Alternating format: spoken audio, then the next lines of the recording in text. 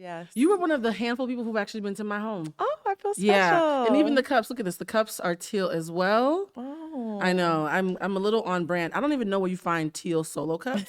For those of you who've been listening, work through our technical difficulties. Hello, my name is Lutasha. Welcome to another episode of Humanized. This is the first one of 2023 with a guest. How do you feel? I feel amazing. Here's the funny thing that's so crazy, Lulu. And by the way, Lulu, why don't you introduce yourself? Give your full government name, how you feel. I don't know if you hide it from anybody. I'm unfortunately not hiding from anyone. So my name is Lutasha Bradley. I'm from Detroit, Michigan, and Blue is one of my best good friends. I can't believe that I know so many people from Detroit. Look at God. So because Lulu doesn't drink during the month of January, I do not understand this dry January thing. We are drinking kombucha today, so we have to do a toast. What do you want to toast to before we get started? Let's toast to a lovely podcast. Oh, that's not really going to happen. Okay. Let's toast to booty and abundance. Oh, I love that. Salud. All right, I'm going to take a sip. Shout out to anybody who's listening to us drinking on Spotify right now. Kombucha is like, it wanted to be alcohol, but it didn't. It wanted so bad, too. Do you like kombucha? I do. I'm here for a kombucha moment. It's an interesting flavor palette. Because I feel like it gives you a little razzle dazzle. Like, yeah, my throat is confused. Like, I feel like I wanted to have a drink, but this is not a drink.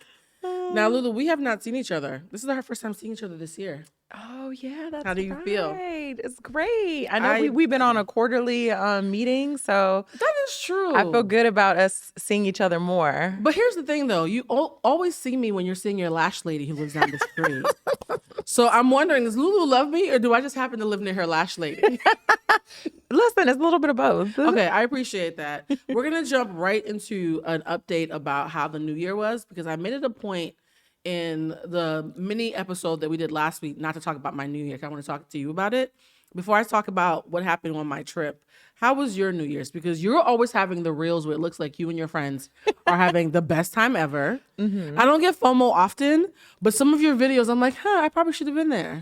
Perhaps. The next time you go to a pajama jam, that's what I want to go to. Yes, that was a lot of fun. Shout out to Brian Henry, past guest of the show. Brian Henry came on and did an episode with us last year. Oh, cool. Very sexy. Yeah. That man was just oozing. It was just coming out of his pores. Coming out of his pores. So what did you do for the holiday? So for Christmas, I was in DC. My sister lives there. Oh. And all of my family came to her house. DC. And I would have thought Detroit. Yeah, I'm originally from Detroit, but everyone went to DC this year because we just needed a little change of scenery. And you picked Chocolate City? Yeah, of course. I love DC. You know, let me not talk crap. I lived in DC for 12 years. So people are like, what does Blue have against DC? I love DC too.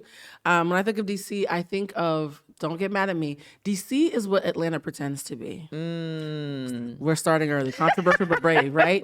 Because DC has I think the biggest capital of rich Black people in the country. Mm-hmm. Atlanta pretends to be that. So why do you love DC? I love it because, it was full of rich, successful, shiny Black families actually succeeding. Exactly. And I feel like, there's a ton of Black excellence there. And there's men with 5-year plans and 401ks and valid driver's license. It's really nice. Did you say men with 5-year plans? And the plans are not to become a rapper? They're at all. Not even close. I have a question. At what age is a man too old to be an aspiring rapper? I'm going to sip on this one. I think that probably 40? Between, that was gracious. I was gonna say 30, but I was maybe 35, because even if you're into rap, then maybe you could start making beats, or maybe you could write songs. Making beats? Yeah, I'm more of somebody who's because you can have another job and make beats, but you are out here trying to battle rap. If I meet a 35-year-old aspiring rapper who makes beats in his basement. What if he has another job? What if that's just his side, something he likes to do for fun? Let me tell you something. I have dated potential for several years. And what I've learned What if he had a whole career? What kind of career? He was a software engineer. Okay, that's a career. And then he was also trying to make beats? But he just liked it. That's a flight risk. Maybe he just liked it. I know so many people who have good jobs and then they have a dream. And how do I say this? Sometimes what we choose doesn't choose us back. Could you date somebody who was a creative who was bad at their art? No. Why? Because like I am the person who needs help all the time. Oh, wait. She said, I'm the one with the potential. Right. Okay, what's interesting is my homegirl Mimi was once dating this guy named Matt. Oh, I'm using government names. This kombucha might be working. Right. Yo, I forgot to eat today, so this Uh-oh. actually feels like alcohol for me. That's cute. I might get drunk. I love it. You said that's cute. I love that for me. cute No, for my you. friend Mimi was dating this guy named Matt, and he was fine. He was like 6'3", strong back, because y'all know I love a strong back. Love a back. Very handsome, make decent money, and he was a filmmaker. Okay. I said, you have to date Matt. He's probably the most attractive, lovely, and you know he's a Libra. I have a thing about Libras. She goes to his film festival. It was absolute trash. Oh no. And she and I had a debate, like, can I date somebody whose dream I don't believe in? That face is telling me no. Girl, you can't even fake it for the cameras. So, okay, let's get off this tangent. I feel like there's so many men right now who are listening who are like, I feel like they just attacked my whole life choice before they did their update about the year. We weren't talking about you. We were 100% talking about you. So, number one, DC was fun. Yes. DC had lots of men with 5-year plans. Yes. Are you dating in a relationship or hiding from the feds? Like, what is your status of that you want to share on camera? I am currently in a relationship. You claimed it on camera. Oh my God. Okay, so girl, I was trying to be a good friend. You know when your friend is talking to somebody, but you don't know how serious it is, so you try to give them an alley-oop? You're claiming him. I did it. I did the thing. I ripped the Band-Aid off. When did this happen? I mean, it's been a progression. No, when did you admit it was happening? Because he claimed you immediately. Do you want to share the story for those of you who are listening about how you, don't use no names because I'm not trying to get sued, about how you ended up with your man? Because we're doing a whole episode next month about love and dating, but this feels like a natural little heads up about Natural progression. So like the whole story. No, like the phone call. I'll cue it up. Okay. Lulu was dating people. People were not working out. So Lulu calls up her fine ass homeboy that she has known for 17 years. That's longer than Twitter and Facebook and Instagram. Y'all. She calls up her friend that she's known for 17 years and says, "Hey, I was just thinking, I would love to date a guy who's a cool dude like you. And good guys tend to know other good guys. Do you know anybody who you could potentially hook me up with?" And what did your good homie of 17 years say to you, Lulu? He asked me specifically what I was looking for. And what did you say? I told him that I wanted somebody who was honest, somebody who was confident, someone who loved themselves and their family, who was tall, because I'm 5'10". Lutasha's 5'10", flat-footed. Yeah. Okay. I'm 5'10". Somebody who was tall, somebody who had a good sense of humor, had a good job, and was actually single. Ooh. And what did he say when you said that? He said, "You should just date me." Y'all hear that? It got a little sexy in here, didn't it? Even the producer's smiling. That's called game, okay? If someone's like, "Do you know anybody fine and successful with a good heart?" And he's like, "Me?" And how did you feel when he said? I love this story so much. Why do I get so titillated by this story? How did you feel when he said that to you? I was like, "Oh."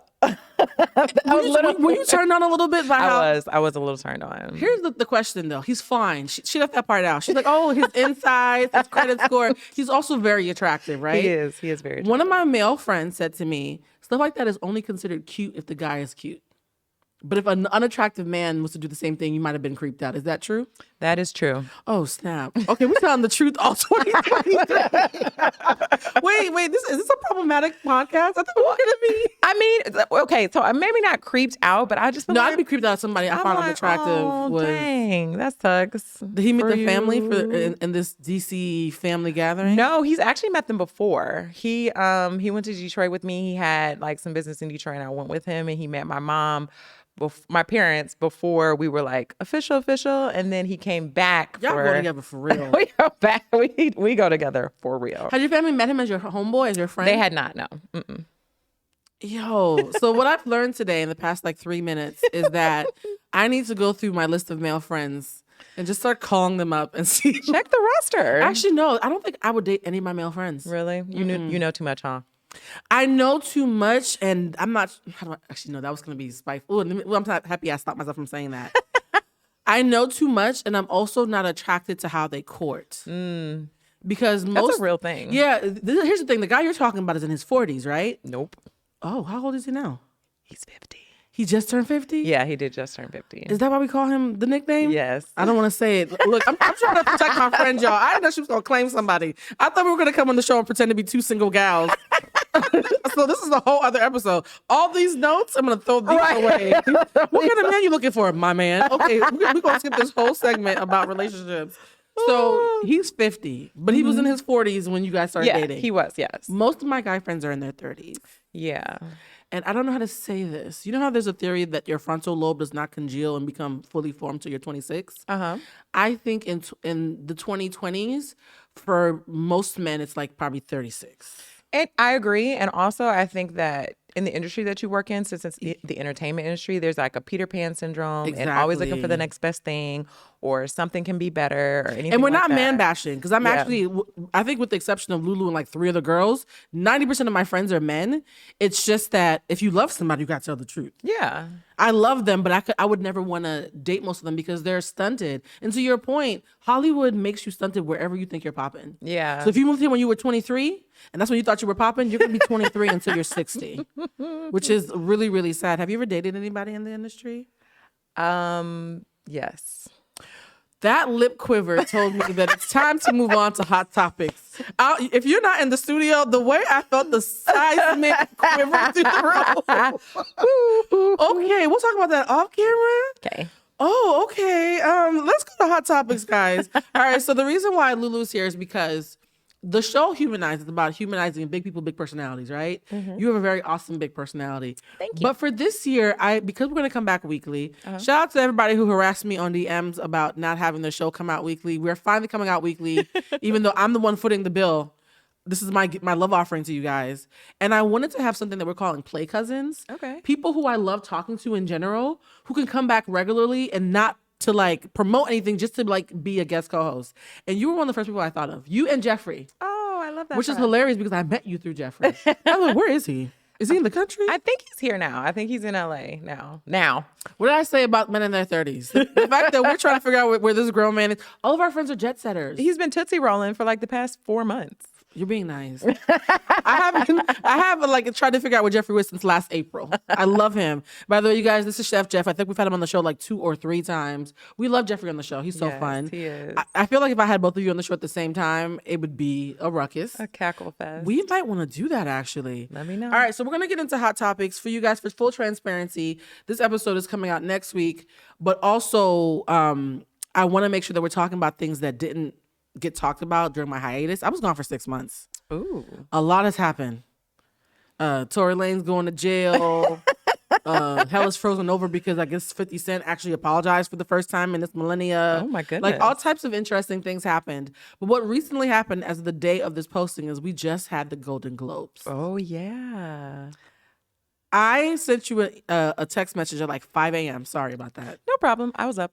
Were you like working out and stuff? Yeah. Y'all can't tell, but Lutasha is 5'10", has about 3% body fat. I wish. She's very... You wore Daisy Dukes for your birthday outfit. I did. Nobody who has any real significant body fat, except for Lizzo maybe, because she's very body positive, would be wearing Daisy Dukes in a crop top. And girl, nothing was jiggling. Thanks, friend. Why are you thinking me at the gym? I had nothing to do with that. I was eating a chicken wing like, wow, Lutasha's really in shape. So we were watching I was watching the Golden Globes, and I saw it in shades. And by watching the Golden Globes, I was on Twitter. I was going to come in line and say I watched them. I was on Twitter, y'all. I watched the Golden Globes on Twitter where I watch most of my television. And so many things happened. A lot of things. The reason why I wanted to talk about this, I usually don't talk about award shows, is this is probably the first super bougie award show I've watched since the infamous slap. Which that slap was addressed. That slap was addressed by Eddie Murphy of all people. Eddie, I love you, Eddie. So Eddie Murphy addressed the slap. If you haven't watched the Golden Globes, Twitter will catch you up. And them having Gerard Carmichael. For those of you who do not know, Gerard Carmichael is a very edgy black comic who recently came out in a Netflix special last year, I think. Was it last year? Yeah. And the Netflix special was very conversational. He's very relaxed in his skin.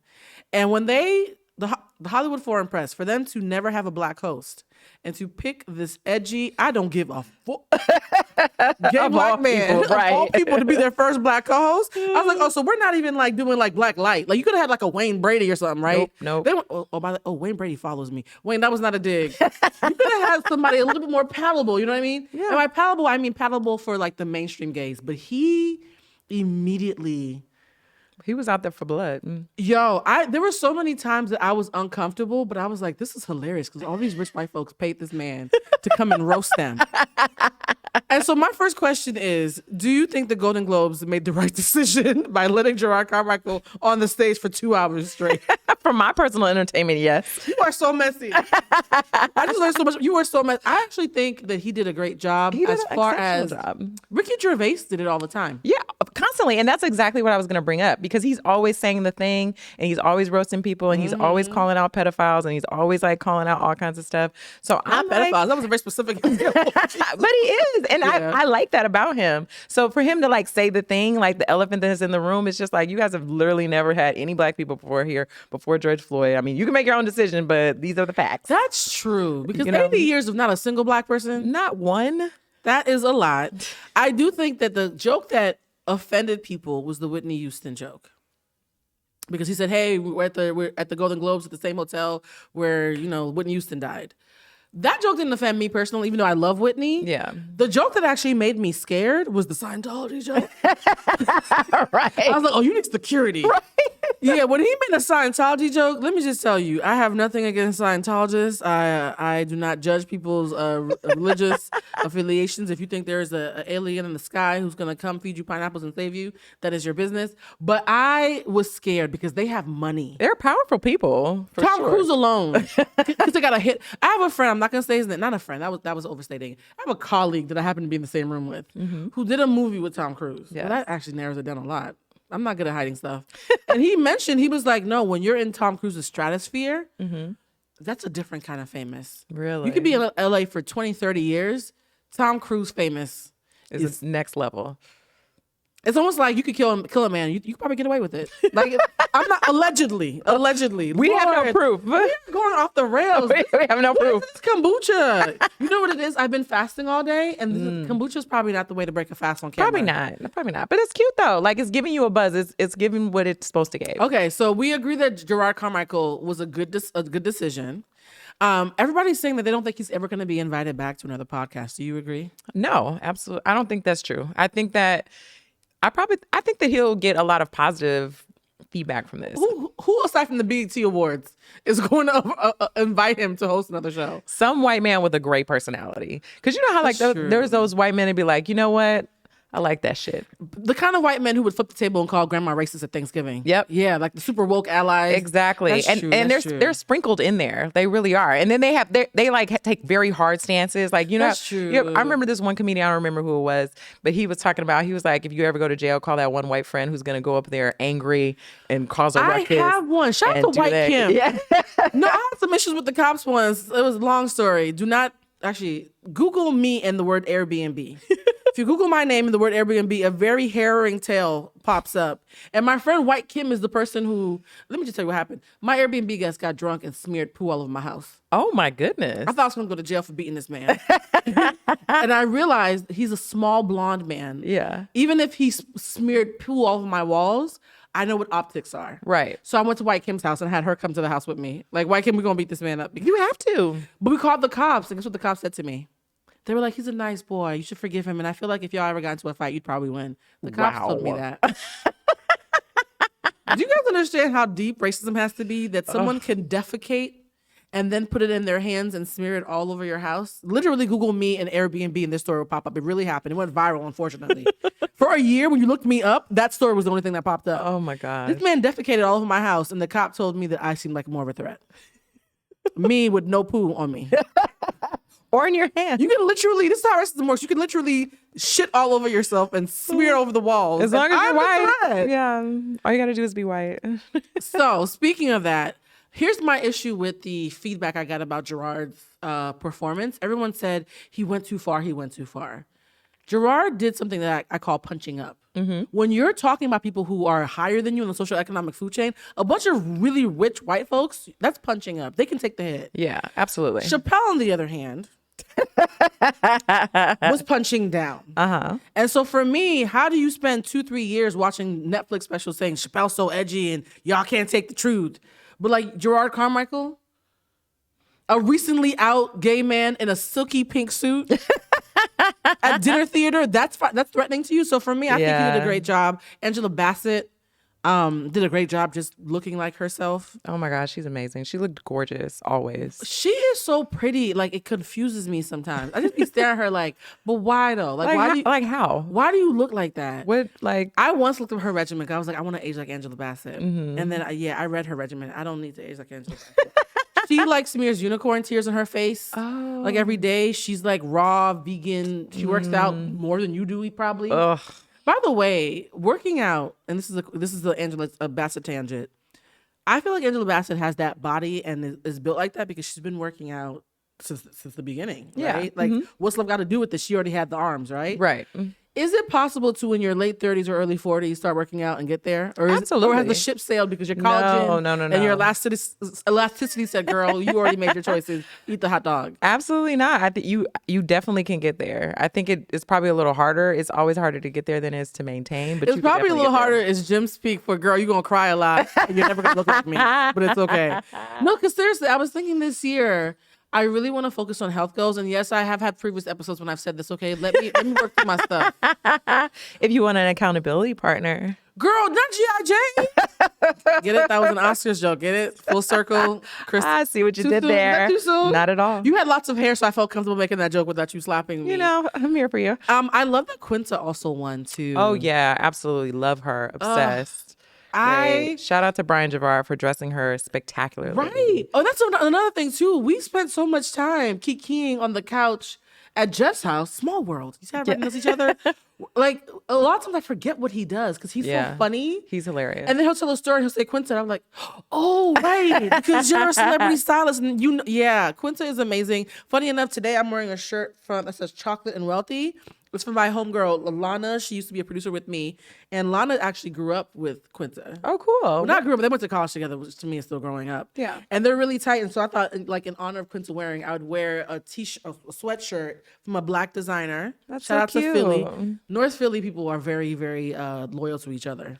If you know anybody from North Philly, I feel like everybody from North Philly knows, what's his name? Will Smith? Yeah. Did I really just say, what's his name? You guys, I'm blaming the kombucha. That's offensive. Okay. Is it really offensive? Not really. Speaking of offensive, apparently, like that segue, there's a rapper named Big Scar whose brother Queasy attended his funeral. I don't know any of these people, guys. I'm much older than this demographic, so like let me work through this, all right? I'm trying to sound young and hip. And Big Scar's brother Queasy reportedly shot a music video at his funeral. Lulu, this is the part where you say something. So my question was, is it tacky? Yes. Wait, Lulu, I didn't ask the question. Oh. Where is the line between what's tacky and what's just keeping up with the times? Because I had a younger person in my life in their early 20s tell me that I was being an auntie because, he was shooting content and this is a tribute. Are the kids okay? Is my question. Like, there was a moment where I was about to go into a debate. I'm like, am I about to argue with a grown woman about why shooting a music video at your brother's funeral is a bad idea? If I got into that debate, I'm the fool, right? So my question is, where is the line, Lulu? Like, what would you tape and what wouldn't you tape? I think that taping a music video at a funeral, I feel like that's too much. And maybe I'm an auntie too because Oh, are we both aunties? I think so. Oh, well, we're cute. Yeah. Because my thing is like, there's so many times when we go out, and you guys always know I'm the one who's taping everything. Yes. So my friend was like, well, aren't you being a hypocrite because you always tape? I'm not taping. Some things are off limits, right? Like, yeah. And even sometimes when I have the camera up, I'll mute you guys if y'all say something that I do not want. a part of it is probably me. It'd be good for me, but My I'm drunk like, ass. I don't want you guys to sound like that on the social medias so I'm always muting my friends. Like, discernment is a thing, probably because I am a bit of an auntie. Yeah. But like, I think if I had a friend who had no discernment, I probably wouldn't be comfortable with them taping me. Yeah, I agree. I completely. I feel like there's a time and a place for everything. Yeah. What are the places where you wouldn't pull out a camera? Because I tape everything. I would think a funeral for one. Yeah, a funeral is probably the hospital. A lot of people, they'll be like, "Oh, grandma just died," and they're taking a selfie with grandma's corpse. Yeah, or That's always even like weird. somebody giving birth. Maybe I don't know if I've seen one of those birth videos. I don't think I might want to have children anymore. Like if it was for educational purposes, sure. But like no, but I'm saying like how for and them are educating you. This is what my placenta looks like. Yeah, that's not the Discovery Channel. No. But if it's just like for the gram, probably not. I would probably not want to tape. This is gonna sound controversial. An intimate proposal. Okay. So if I had a proposal where there's friends and family, well, the jig's already up. Y'all already here. Yeah. But if it was something super intimate and it's just us, If it was just you and him, I would not want him to tape that and like, well, maybe he could tape like a personal tape, but I wouldn't want that posted something super intimate.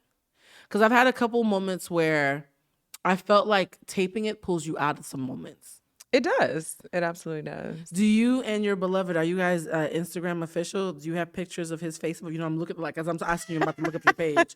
Is this man on your page? And when do you decide it's time to put somebody's face on your Instagram? He is not like I think he makes like guest appearances here and there, like on a Like, where's Waldo? Like, which one's her man? yeah. Smart. I'm gonna given start where's doing group Waldo. pictures with whoever that is smart. Does he ever feel bad that you don't like shout him out more? No, I don't think it bothers him. I think at first he was like, why? And I was like, well, I just don't really do that. And he was okay with it. Really? He grown. Now, my question is, like, you're in a new relationship. I can't believe we're really talking about this. Oh my God, This is yeah. not the conversation that I planned on having, but I'm just gonna roll with it. You're in a new relationship. You have new Rihanna hair. I love this. It's giving very easy breezy, rich Bayesian. Yeah. And you're up here, in your best like fit level, whatever. What New Year's resolution do you have? Because that's usually people's list.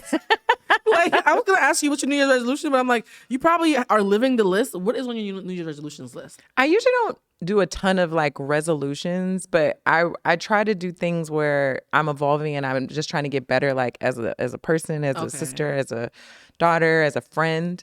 And one of the most random resolutions that I have is I'm like nervous. is really just to make my bed every day.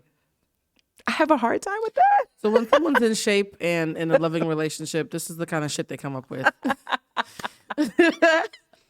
I'm about to go on a detox next week and eat wheatgrass and cry into the sunlight. And Lulu wants to make her bed. Listen, Anything sexier than that, Lulu? we all have our strengths and weaknesses. Really? Okay. I want to be more disciplined about like, different things in my life, because working out is not a difficult thing for me to do because I've done it all my life. So I feel like it's not. Speak to me for this small section of people who like working out. I want to hear how y'all think. It's funny because I actually do like working out, and my boyfriend, he doesn't. Oh, I said my boyfriend. Yeah, this whole episode is.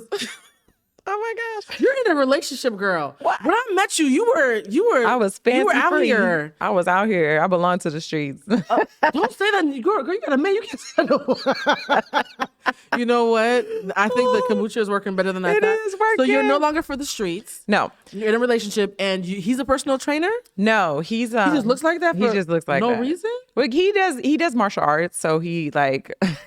Lutasha's boyfriend is a ninja. This is why her New Year's resolution is to make her bed. Okay, so your boyfriend is a martial artist. Yes, And you come from a family of like athletes. I do. Yes, I do. You're the shortest person in your family, by the way. I am. But explain to me, sorry, I didn't mean to interrupt because my brain is still trying to recognize that you're about to tell me why you enjoy working out. And so I have to process this. Yes. Explain to me why you think it's fun to torture yourself every day. Well, I think that I know what the result is, and I like feeling strong, and I Nice. like feeling healthy because it like makes me feel better about myself, So I feel when I eat a salad. and that's great. I know a lot of in shape people who do not like working out, That's true. and I like specific types of workout. Like I do not like to run. I do not like to go on Really? long runs. I do not like to do sprints. I do not like to do any of that Girl, what are you foolishness. doing then? You just named half the gym. Yeah, I don't like. I like to lift weights. Oh, that's why you so toned and stuff. I like to do yoga. And my cardio is literally like walking or the Stairmaster. So You do the Stairmaster on purpose? Mm-hmm. Oh. Jeff got me doing that death trap. Jeff does have a very taut high booty. He does. Jeff has a great body. Jeff, but here's the thing I love about Jeff too. Jeff works out a lot because he eats a lot. Yes. But that's maintenance though. It is, yeah. I would love to get to that space where I'm like, oh, I can work out because I know I'm about to eat a steak or something. If I work out and eat a steak, nothing's gonna happen. I'm not gonna change. Would you have a tip for somebody who does not want a New Year's resolution around fitness? Because it's kind of toxic. How everybody floods the gym in January, and then by February 1st, the memberships have kind of lapsed. Yeah. What is the tip for someone who wants to start liking the gym? Is there like a mind fuck that you do to convince yourself that this is fun? Because I still can't believe you really mean that you enjoy this. I think that you have to just find an exercise that you enjoy or you don't hate. Like some people like to some people like to hike. Some people like yoga. Some people like Pilates. Some people like classes, outdoor classes. And the good thing about LA is, Is that your man?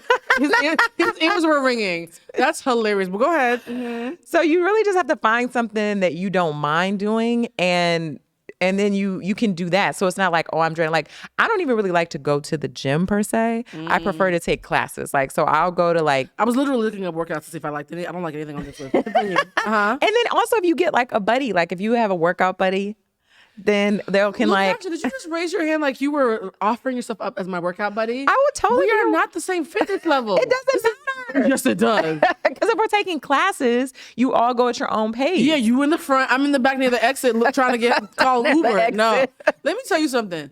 The problem with being someone who's not in shape, who's all their friends look like fitness models, is you've all are lovingly offering to be my workout buddy. Why do you think that would make sense for me? I'm telling you, like, just give it a go. I tried to train for a 10K with a marathoner. Well, yeah, no. And the shame I felt. Shame. No, I don't feel shame very often. The deer were outrunning me and they were walking. We were going through, I think it was like Rock Creek Park, something in DC, and we were running and he ran so much. He finished his and then came back to like cheer me on. Oh, well. Oh, that's cute to you? No, but that happens to me. My sister is a runner and she does the same thing. And she's trying to give me all these positive affirmations. And How do you feel? I just want to punch her in the face. So thank you. So I am you. It's not the same thing. Well, I though. want to punch you in the face in the gym with friends. This is one of those things where I feel like I'm trying to be funny, but I'm also being serious. Like I want to work out, find a way to love it for myself. Yes. And then when I love it, y'all could come see me show off. You should take ClassPass and then try like a bunch of different stuff and see if anything speaks to you. So much work. Friend, you're getting a little bit outside of your comfort zone, which is good. No, I live outside my comfort zone. Well, then come on, get out. All right, so we're making a thing that by the end of not this month, child. By my birthday, we'll circle back and see if I found a way to convince myself to like working out. If you guys have a workout that you actually enjoy, and don't lie to me and say Pilates. Were you there for that group Pilates class we took? No, I wasn't. Jessica, what's his name? James. I'm Chitty? I'm Chitty. You see how I'm naming everybody who has 8-packs, right? Me and a bunch of people with 8-packs who are not me all went to take a Pilates class. And when I tell you halfway through the instructor gave up on me, I was like, hey, I can't get my leg up. He was like, you're going to be okay. It's fine. Like, he was like, girl, why are you even here? Pilates class was so painful. 2 days later, I thought I was in the clear. I'm at my friend's house, and out of nowhere, my groin starts hurting. Sometimes, like, soreness does come like 48 hours later. In your groin? That's intimate. Speaking of pain, that was a bad segue. I think that a part of me is wondering if I want to change my word for the year, because every year I pick a word. I'm going to ask you to think about it, like what your word is. Okay. My word for this year is discipline. Okay. And I recognize that even the most successful people I know have told me that they have a hard time with discipline. Like they'll have spurts of productivity. Yeah. And then they'll go off and wander and do ratchet things with their bougie friends. You seem like a very disciplined person, which is why I'm surprised that making your bed is something that you don't naturally do. Do you have any tips for anybody who's looking to be disciplined? Because you come from a family of people who, your whole family, we'll get into that at some point. Your whole family sounds very disciplined. You all work out. Mm-hmm. You all have like really strong mindsets. You all like doctors, lawyers, and like you all do all these amazing things. How does one make the first step of doing something like that? Of being disciplined? I struggle also with being disciplined. And I think that I'm telling you the truth. Like I also struggle with it. But I think one of the best things is like trying to associate it with something that you do all the time anyways. So for example, like if you always journal when you wake up. Then you can make sure like I'm gonna journal and make my bed, like for me. Or like if I always on Tuesdays I always go to the grocery store. I'm gonna go to the grocery store and then work out. Like you try to put something together where like something that you do anyways that's already a part of your routine, and then you just add something that you want to add to your life and your discipline. That sounds very logical, Lutasha. This was the part of the conversation where I was trying to keep it cute because I was like, okay, fine. Lutasha's going to tell us how to be Wonder Woman. I think all jokes aside, what you're saying is it's a mindset. It is, yeah. Mm-hmm. And so if you're not ready, it doesn't matter what you do, you're not going to be ready. I think for me, I'm at the point now where I realize this is the first holiday that I've spent where I'm not having my time wasted by somebody's son. Oh, that's cute for you. I love that. I love that for me too. And we were gonna do like a 2-part episode. I'm just gonna tell the producer we're just gonna do the whole episode straight through, do a full episode. So this is perfect, right? I want to pivot into the best advice you've ever given me. Because here's the thing: everybody comes to me for advice, like, "Oh, but you're so wise." I feel like Baby Yoda sometimes. You are very wise. I feel like I should be like a toothless sage in a cave with sacred sea scrolls. You are very wise. Everybody thinks I'm so wise, but I'm still very human, right? Yeah. And so when your wise friend asks for advice, people are like, I don't know, I thought you had the answer. Like, nobody ever knows how to give me goddamn advice. Yeah. And one day we were sitting on my couch getting lit. We had drank a whole bottle of Jerk. What's Jerk's government name? It was Jameson. Oh. Well, it's almost like Jerk. Tomato. It was brown liquor, okay? And we were just throwing it back, and we were just talking. And I was like, Lulu, I'm tired of these insert expletives. And I was like, you seem so at peace, and you're always laughing. You see how Lulu's always laughing? I was like, Lulu, how do you avoid heartache? And your answer was so simple, it blew my mind. It was like Confucius had jumped into a black woman's body and spoken to me. Lulu looked at me and said, I only date men who really like me. I need y'all to sit with that for a second, boys and girls. I only date men who really like me. Now, for those of you who are like, Blue, duh, that's a basic bitch advice. No, it's not. No, it's not. It's really not. A lot of you date the potential of someone liking you, or you date somebody who likes you a little bit, or you date somebody who's trying to figure out if they like you. And those dynamics create a pandering kind of situation. Yeah, or date somebody who's willing to sleep with you. Yes. Penises like to get wet, yes. Yes. But like the idea of only dating someone who really likes you. Yeah. I think the reason why it floored me is the only time I ever have any serious relationship issues is ambiguity. And ambiguity comes from not knowing if somebody really likes you or not. Yeah. So my question, wise relationship Buddha, who's now dating a martial artist ninja, how do you figure out when someone really likes you? Give me some tips and tricks. This is you giving me advice now. Because child, if this is the blind spot, this is my Ray Charles moment where I do not see clearly when it comes to knowing somebody likes me, because in my mind, if somebody's nice to me, oh, we like each other. I don't really know what the signs are. Yeah. I mean, I think that it's very much a person by person thing, first of all. That's very sweet, but you know you got a list. What's Lulu's list of, oh, he really liked me?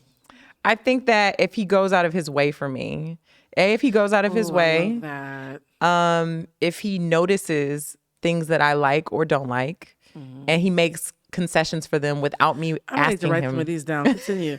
Goes out of his way. Yeah, because he's like actually paying attention to me. That means he's paying attention to the things that I like, things that I don't like, things that. How do you know the difference between someone who's paying attention because they like you or paying attention because it's a love bombing situation? Because time really, it really is time. I'm really writing this down. Continue. And then also take your time with your own emotions as well. Like figure out if you like them too. Because I think that sometimes people, and this is not exclusive to women at all, like they, are so infatuated with the idea of somebody, and then they actually get to know them, and you're like, I actually don't really like that person. Yeah. that much. You know what I mean? Like, it's almost like your ego wants to win. You want to get chosen. Yeah. But who's really choosing you though?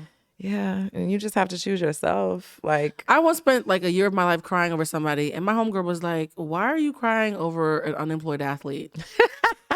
with like a knee injury. Like what? Like oof. I was like, oh, that's rough, but she kind of right. Yeah.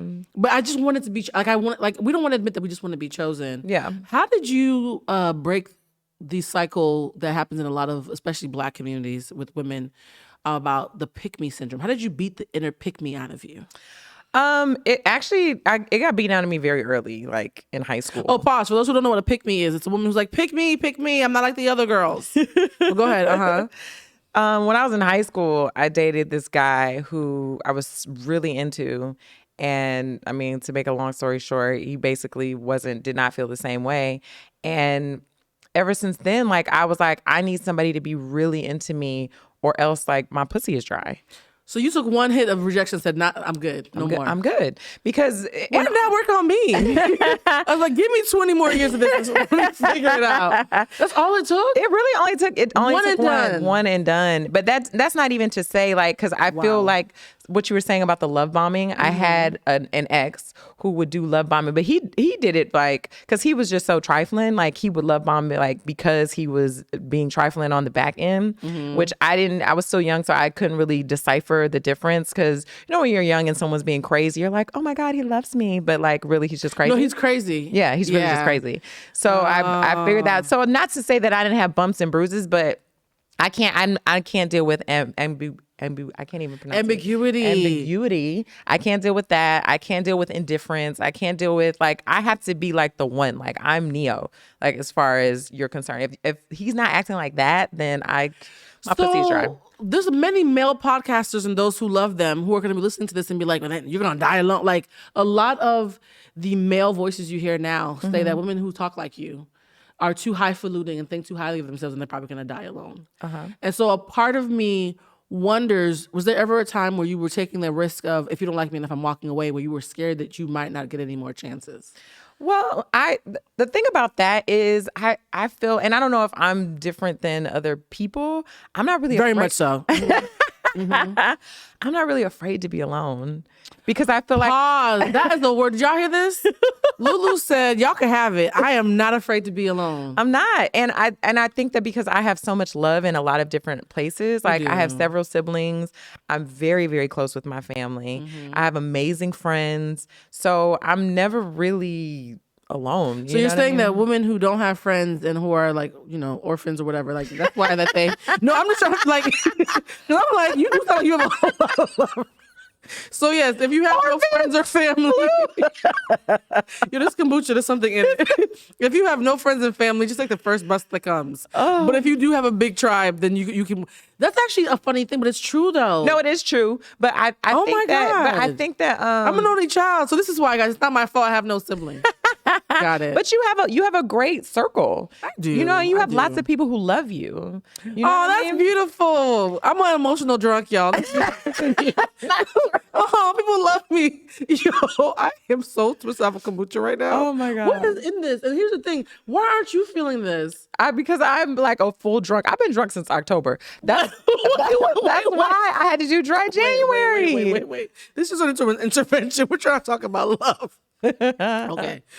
All right. So the kombucha has me a little tipsy, but what I've heard is if you're not an orphan and you have lots of siblings and family members and friends, you can afford to. Well, I just think that I'm just speaking from my walk. Like, I have friends who are only children who are also like, you know, I'd rather be alone than deal with some shenanigans. Yeah, I agree. I have a lot of friends who are like, I'd rather be alone than, and there's something to that too. And I think that sometimes, I don't know if it's society or male podcasters or whoever are trying to scare women into being like, well, you're going to be alone. And I'm like, for me, that's better than being with some dude who does not value me, who doesn't love me, who doesn't treat me like a queen, who doesn't make me happy. Like, just a warm body there. Can I just tell you, you just said a word, because the reason why I spent every Christmas feeling a way about somebody's son was because I was like, oh, but you know, the promise of him is better than being alone. Yeah. My first Christmas with no situationships. Yeah. I am stunned by how good this feels. See? I don't miss nobody. I don't even feel lonely because, like, all jokes aside, I was trolling earlier.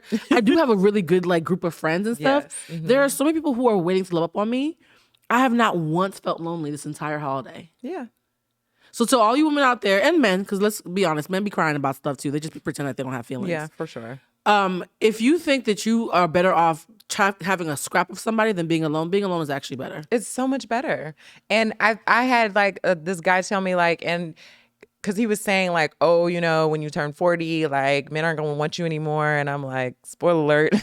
Oh, wow. But anyways, nasty. and I was like, I still have men who want me. And he was like, well, you're not married. And I'm like, marriage for me. Who is this asshole? Who are you talking to? Marriage for me has never been the goal. The goal is always to be happy. And being happy. If You're a marriage modern is woman. I mean, some hotep right now is like, oh, she's a modern woman. She's not trying to have a wife. She's not really. So you're not a queen. Oh my God. Yeah, I guess not, but She's like, I don't care. I'm dating a fine ass 50-year-old martial artist. Listen, like people's opinion of me is like really none of my business. By the way, I love that about you. Like it's just not. I really do love that about you. So marriage is not on the list. But it's not that it's mandatory. not on the list. It's just not. It's not a goal. Like it's just it's a byproduct of a happy relationship. You know what I mean? Like that's really a word. Marriage should be a byproduct of a happy relationship. Yeah, and you want to build a life with that person. Yeah, like that's what it is. It's not a goal. Like I need to be married. Like anybody can be married, and that's another thing that men try to get you to try to make you believe. Like, oh, no one's gonna want you if you're older. No one's gonna want you if you're big. No one's gonna want you if you're skinny. No one's gonna want you if your hair's short. It's not true. Men like That's everything. Yeah, they literally like everything. Y'all be surprised who's trying to. Let me shut up. It's the kombucha. There's some people who slid into my DMs and I was like, yo, if I was not Buddhist, I could sell this to TMZ. But here's the thing that's interesting though, is that like you're speaking about this life of feeling whole within yourself and having everybody else be almost like an enhancement, but not completing you. Exactly. But then I think about Taraji. Taraji P. Henson, very much like Tracee Ellis Ross, is gorgeous, successful, 50 and single. Yeah. She recently did a really amazing interview with Angie Martinez, who's a legend, right? Yeah. All these great topics came up in the conversation, and yet when I went on Twitter, there was a whole thread of men and pick-me's who were talking about, and this is why she's gonna die alone.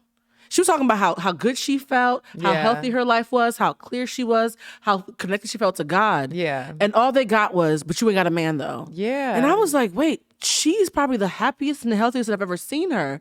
And I thought about it because, slight flex, when I was trying to work out, me and Taraji had the same trainer. This shows you that I had the resources, y'all. I'm just lazy. So me and Taraji had the same trainer, and she was like, oh, Taraji's so lovely. She's so lovely.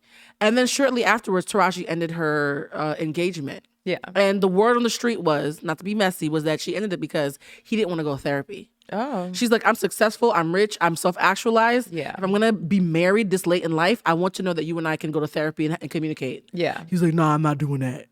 And they broke up. Ugh. So my thing is, what about people who think it's bullshit? That if you're a woman who's over 40 and not married, you can say you're as rich and successful as you want, but if you don't have kids and a husband, it's all cap. What do you say to them? Because there's a lot of them out there who think what you're saying right now is not true. I would say that is also none of my business. Ooh.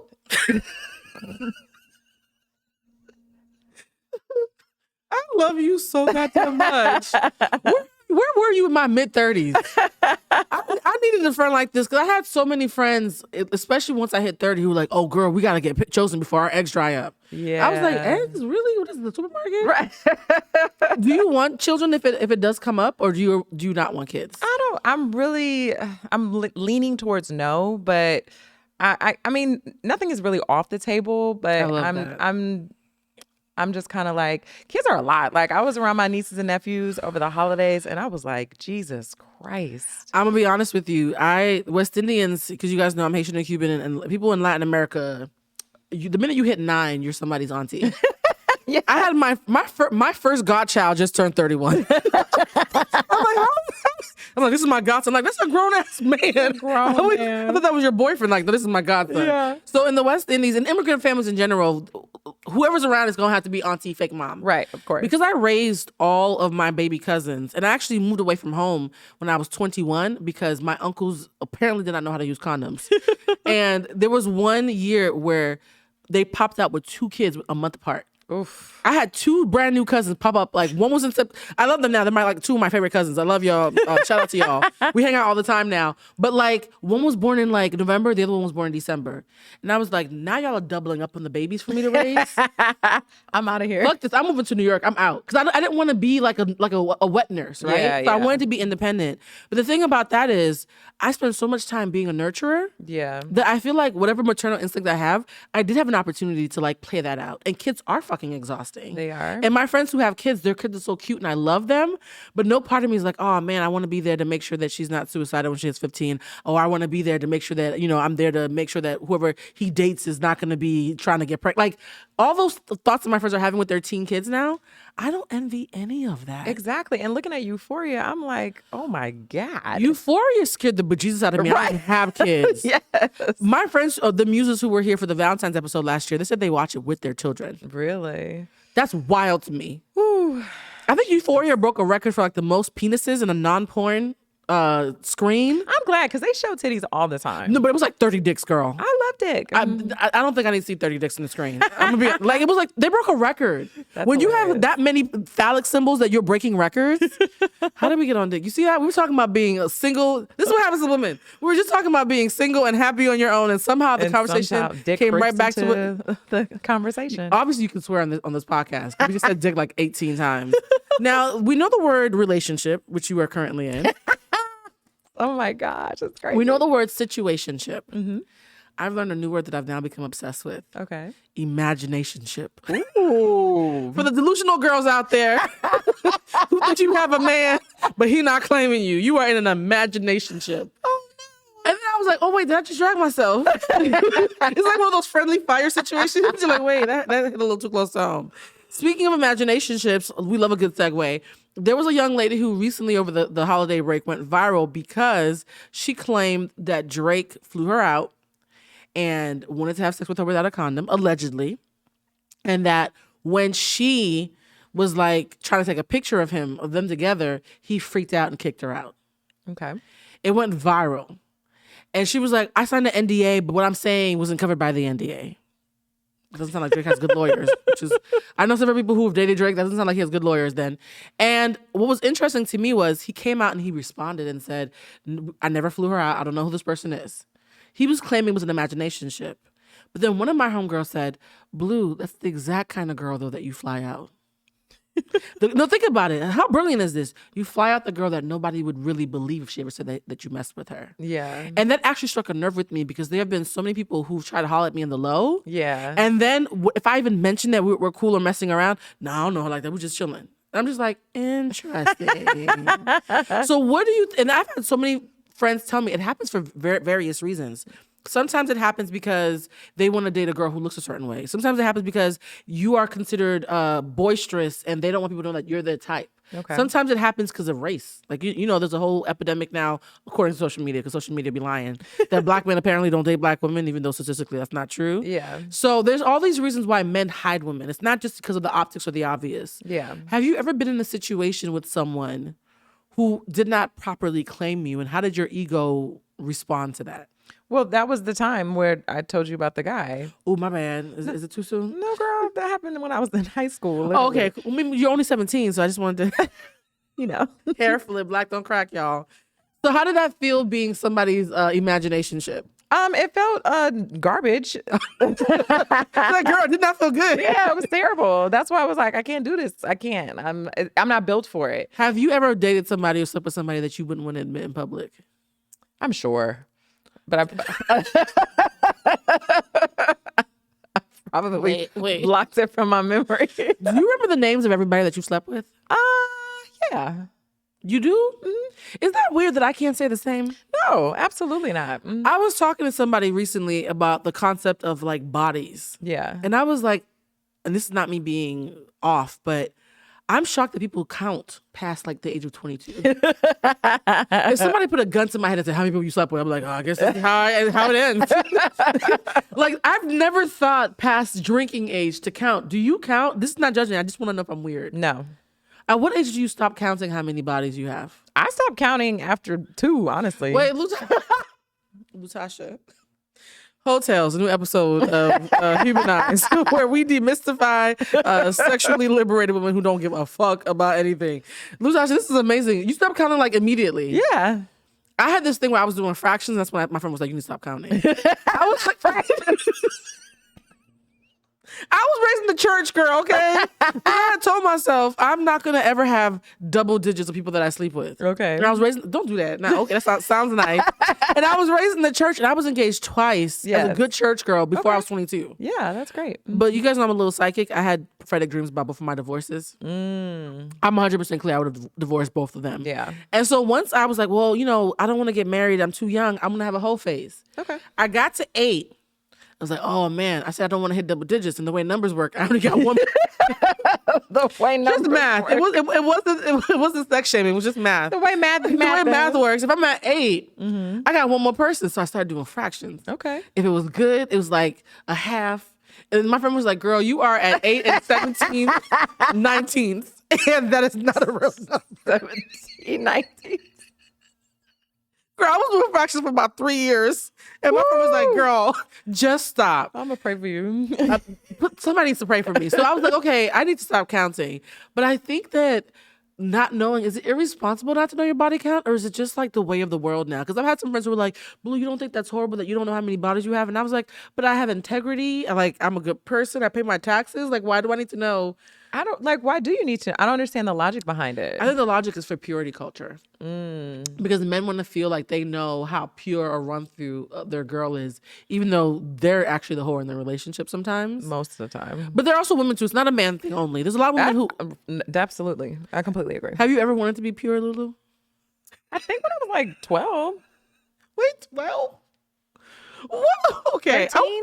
You are a different kind of child. I've come on this show several times and said that I'm a different kind of woman. You're different.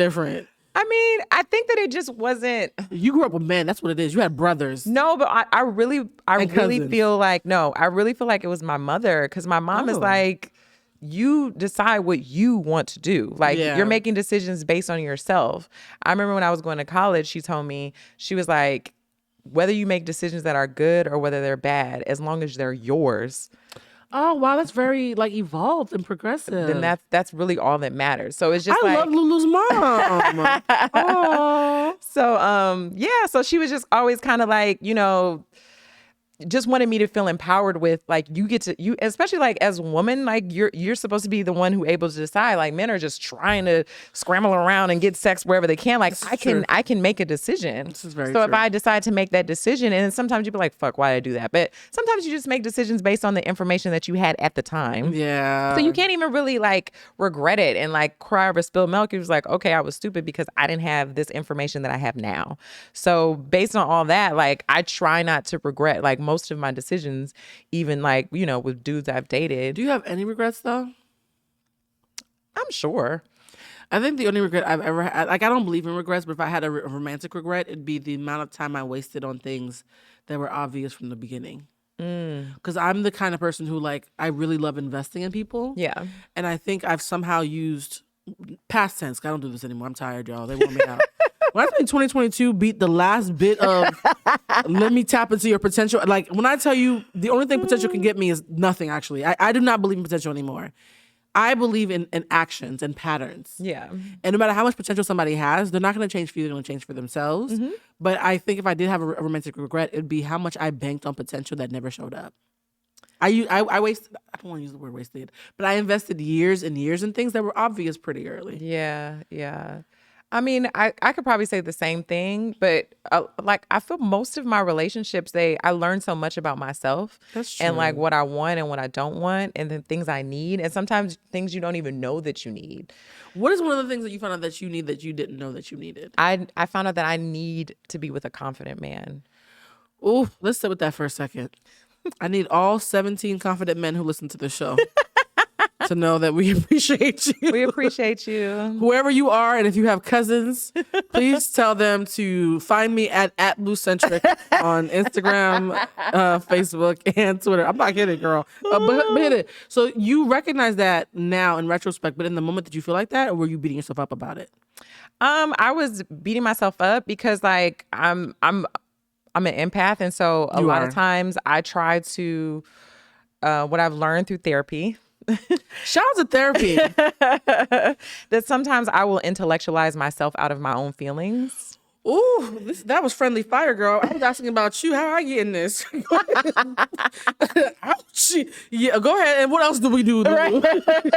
So I intellectualize myself out of my feelings. So there are times when I feel a way, but I'm like, oh, well, he didn't mean it that way, and this and that. It's just like, no, you still didn't like it. And like my therapist told me, she finally told me, because I've dated like a lot of really amazing men, like super sweet guys, very honest, amazing guys. And she was like, just because you're not chained to a radiator in the basement doesn't mean that it's a good relationship. Oh. So She said that bar is on the ground. That thing low. The bar is under the bed. That's true. It's almost like if it's not abusive, then I might as well stay. yeah. Unhealthy comes. This is one of the things I actually teach in class, and this is what's so funny, right? I try to humanize the show by saying I am a coach. I have all these clients that I've helped get married. Oh, it's the irony. The irony, because Cupid's arrow only goes outward. And one of the things that I've been preaching that I'm learning to like listen to what I say is that like you cannot force somebody to be something that they don't want to be for themselves. And if you do, they're going to resent you for it. Yeah. And so a lot of times we'll try to change somebody because we want them to be this picture of what we want, and don't ever ask if they want that. Or we say to ourselves, well, if it's not abusive, then at least it's I can stay. Yeah. There's healthy, unhealthy, and abusive. Unhealthy is a good enough reason to stop. Yeah. You don't have to get to abusive. But sometimes, like, it's not even so much that it's unhealthy. It just doesn't work for you. Yeah. Like, period. Like, that doesn't mean that, you know, it's not even unhealthy. It's just like if you date somebody who they want to get up and run every day and you don't like to run. And this is, they need you with you. I think dating somebody that you don't like is unhealthy. No, well, not that you don't like, but I'm just saying, like, if you have things that are like separate interests That are or even incompatible. that are incompatible Yeah, and things like absolutely. that, and just like certain lifestyles or, you know, certain beliefs or things like that, like it doesn't mean it's unhealthy. You guys just aren't compatible, and that's okay too. And I think that that's Yeah. something that I had to realize with myself. Like, You know why I think the word unhealthy popped up? Because it's not unhealthy there. It becomes unhealthy for me when you stick around and quietly judge someone. okay, or judge yourself. Or judge yourself, right? Yeah. Because I've had a lot of relationships where people were like, oh, we can agree to disagree. I hate that term, by the way. Do not walk into the conversation already assuming I'm going to disagree with you. I'm trying to learn from you. Instead of agree to disagree, let's all both be open and learning from each other. So because there's a combativeness to agree to disagree that immediately makes me like, yeah, we can tap out. Because now you're acting like you're trying to downplay an argument that I'm not trying to have with you. Yeah. But I've been in relationships where I thought we had different interests, different whatevers, and I thought it was going fine because we were living and let live. Yeah.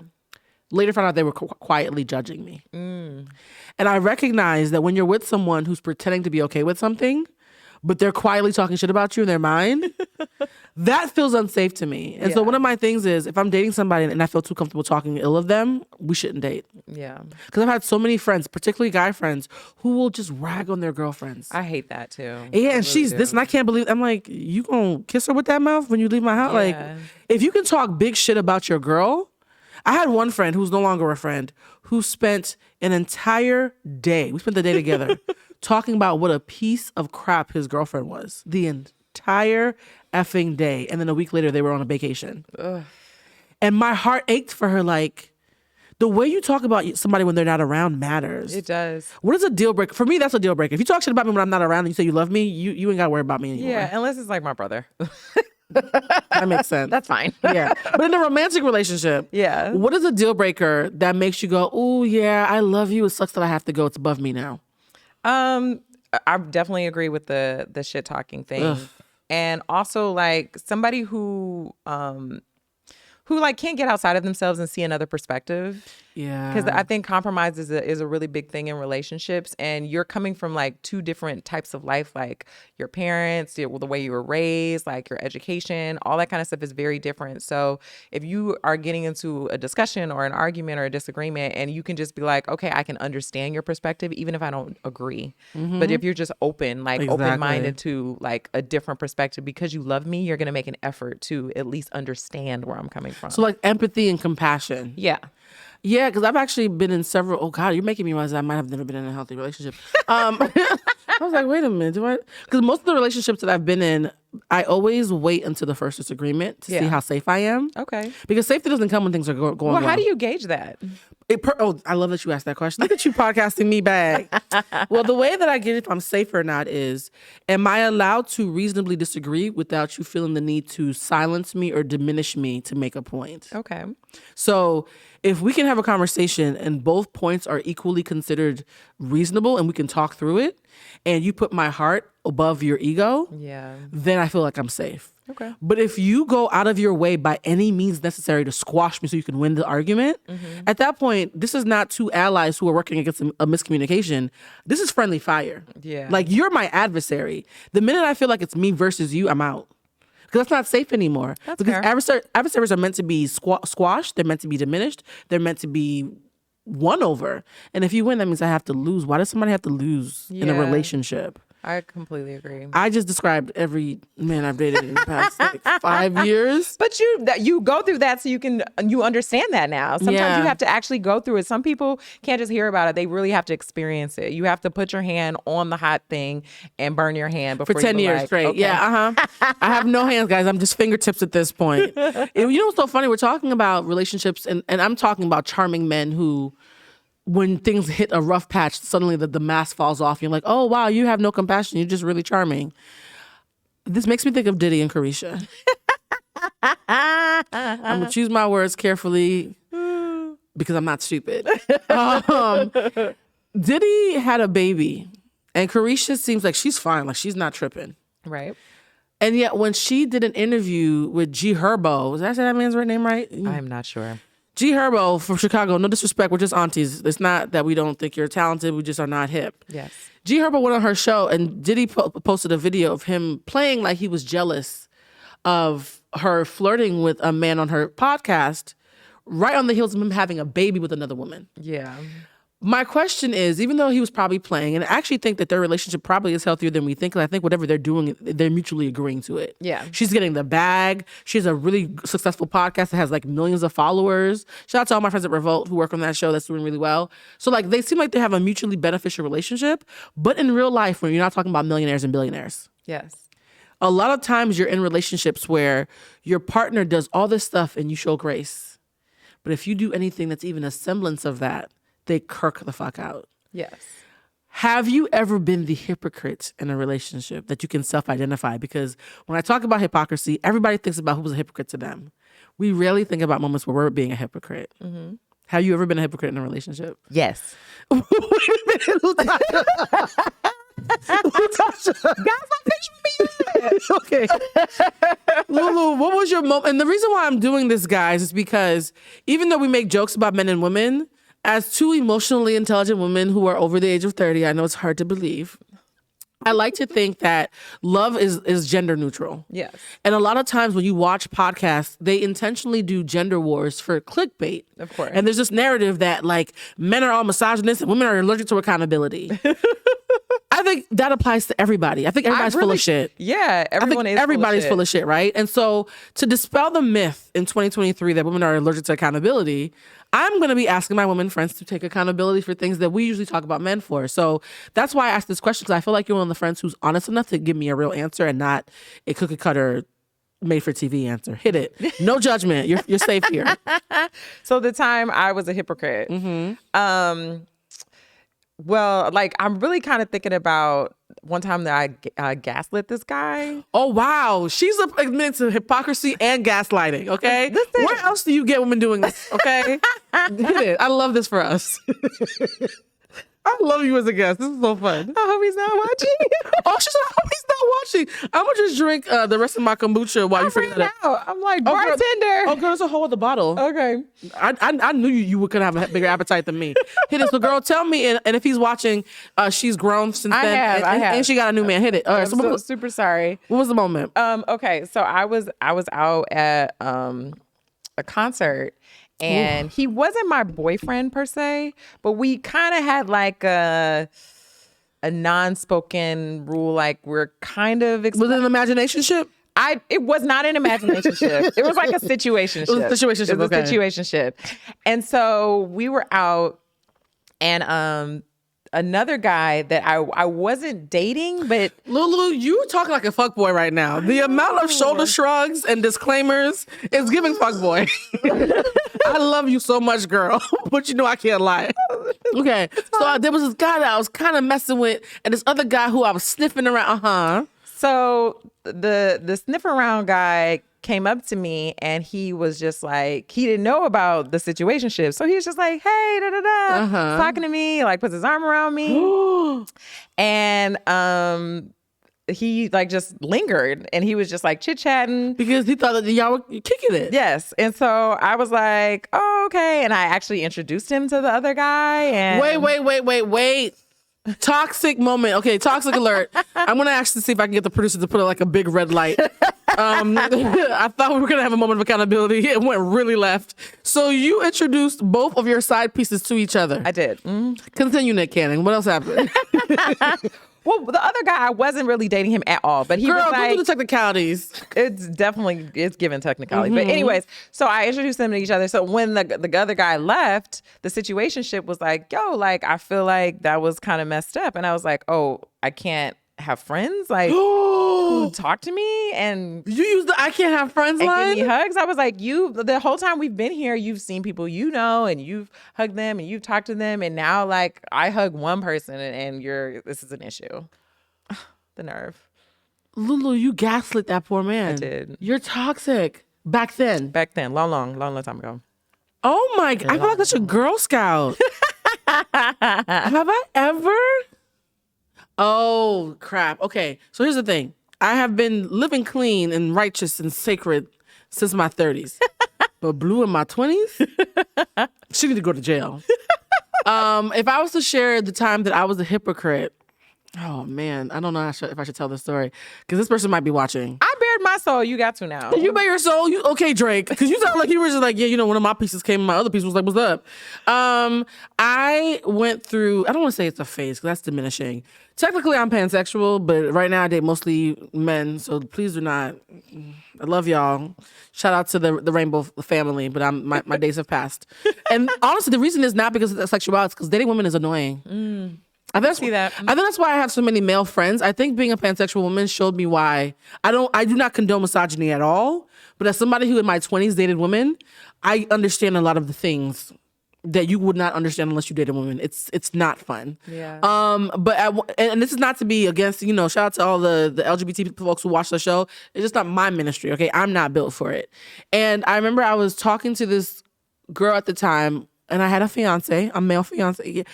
I was messy, y'all. I was engaged, but I knew I was going to break up with the guy I was engaged with. Yes. And I was like, I wonder if I'm a little bi. Because back then, being bi-curious was like in. Yeah. So I was like, oh, this is a girl who likes me. I'm going to just talk to her because it's good for my ego and I'm about to break up with my fiance. I know, messy boots. Listen, I broke up with my fiance. I've never said this on the camera. He was at a funeral.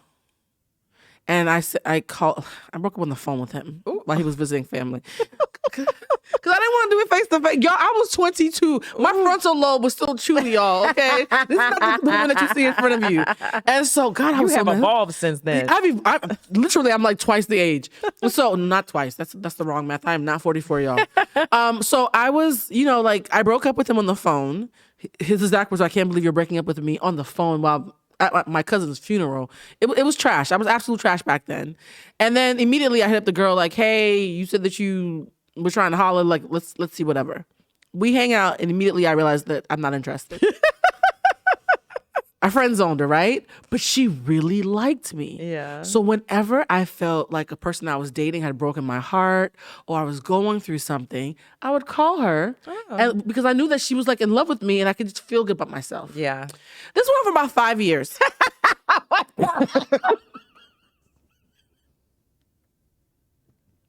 Guys, okay, let me explain something to you. Buddha had a past, okay? We all have pasts. This was 5 years. You gonna talk about me? I'm not done. This is not the toxic part yet. We haven't even gotten there This is yet. the toxic part. This is context. Oh Oh, my man, this God. is bad. She's gonna watch this because she be liking my post. Ooh. It's been like 15 years and she still be liking my post. Girl, I hope you blessed and moved on. I hope you found your person. I hope you and your Ellen DeGeneres are in a house in the hills somewhere. Ooh. So 5 years of this, and I always knew no matter what I was going through, call her and I would feel like the Queen of Sheba because she was like, Blue's amazing. Yeah. One day I call, and she said, I almost said this bitch, Bruno Mars voice, this bitch says to me, oh, I'm in a relationship, so we can't be friends anymore. Ooh. Now, this is me being an asshole. Still in my 20s. I said, you in a what now? She said, I'm in a relationship. I said, with who? She's like, don't worry about it. I'm in a relationship. So I went to Facebook. Private eye. I want to know who this hoe is fucking up my supply. My narcissistic supply. I needed to make sure that I was like hedging my bets. Yes. Find out who she's dating. I was like, oh, honey.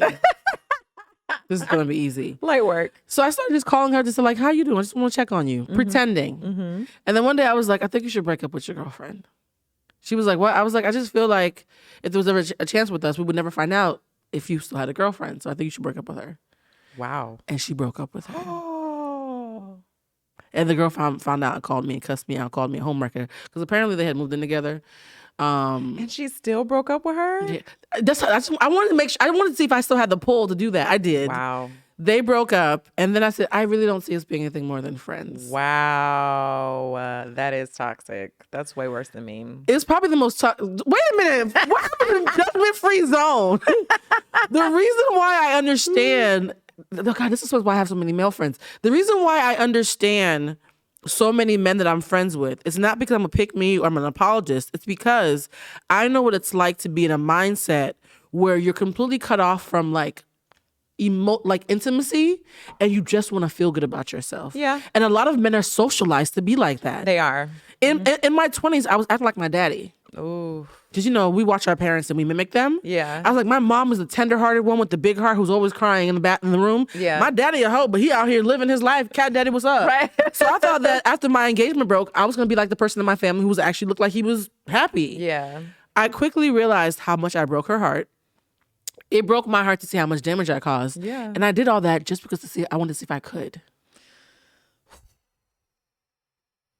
Now, the evolved version of me is that was trash of me, but also that was trash. She still had choices. She definitely had choices. And if her relationship was where it needed to be, I don't think me saying, y'all, you need to break up. Like, we had never even had sex. I don't think me just popping some game, even I'm not that damn charming. Right? So I do give myself a little bit of grace that she was kind of trash for listening, but I was trash for initiating it. Absolutely. I do think that karma is real. Let's just say that situation has come back and bit me in the ass tenfold. How so, Blue? There were several situations where I could tell somebody was doing it to me. Oh, dang. Like I was their ego stroke. In the same way that I did to her. I almost said her name. Fuck, I'm not doing that.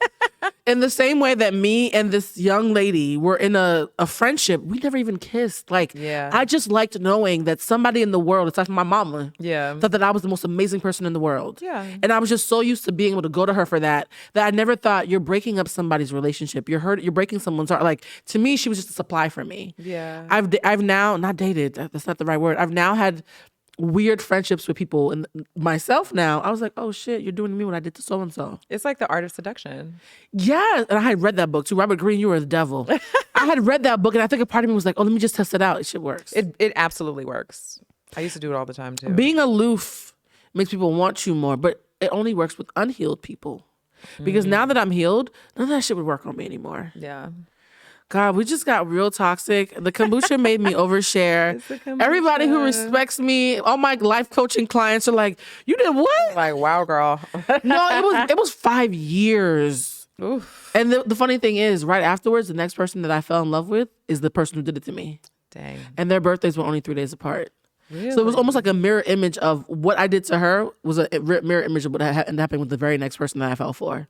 That's interesting. What were their signs? Libra. Child, it's always a goddamn Libra. That's another thing. I don't want to say this out loud. Like, I'm never gonna date a Libra again, because watch me end up getting Yeah, with because it will Libra. definitely happen. Yeah, that's how that works. But I think the things I like about Libras are charming, and they can present as emotionally vulnerable. Okay. Like, you know how when you listen to some fuckboy music, like they know how to present like they're emotionally available. Like if you listen to like a 21 Savage and Drake track or whatever, they're trying to be introspective and stuff, but like you can tell they're being fuckboys. Right. I fall for that. I think my type in the past tense, was people who were charming and had that masculine edge, but who still had the kind of softness that we associate with femininity. Okay. Yeah, that shit is not. So what's your type now? That's an excellent question. I was in Jamaica and some man was chatting me up, and he said, "What's your type?" And I was like, I actually don't know. He said, what? Jamaican men do not like ambiguity. He's like, Right. what the fuck you talking? He started yelling at me. I was like, no, my type has been trash and hasn't worked for me. I actually think for the first time ever, I'm starting from scratch. Okay. So I do not want somebody who's charming and everybody. I'm not trying to do shiny anymore. I think I want someone who their eyes light up when I walk in the room. Maya Angelou once said that children know that they are loved, not from what you do, or not even what you say. They watch how your eyes light up when they walk into the room. A child can tell if you're happy to see them, Yeah. and it immediately subconsciously tells them if they are safe or not. Yeah. And I realized that I have friends who do that. There are certain friends, when I see them, they light up, and I'm like, I don't know why, but I really like Lulu. It's like, because she always laughing at your jokes. Yeah, when people light up, it really does something for you. Yeah. And I've had so many people in my life who, romantically, I don't think I've ever thought to look for that. Yeah. So somebody whose eyes light up when I walk in the room. Also someone who can be kind to me even when they don't agree with me. Okay. Yeah. What's on your list? Well, I mean, you already have your person, but what was on the list of what you currently realize that you wanted that you might have put on the list before you met him? I think that the confidence was a huge thing, and I need somebody who's very patient. Because if you Wait. I mean, Lulu, why do you need let's unpack that. Why do you need a patient man, Lulu? because I'm kind of all over the place, and Well, let you self-identify that. yeah, I'm very all over the place, and I think that worrying about, like how I've said, what people think about me is none of my business. Sometimes, like, it's been hard for me to transition to being in a relationship and caring about what they think and how they feel. Oh, that part. So, like, that has been a Yeah. transition for me, like, to just be perfectly honest.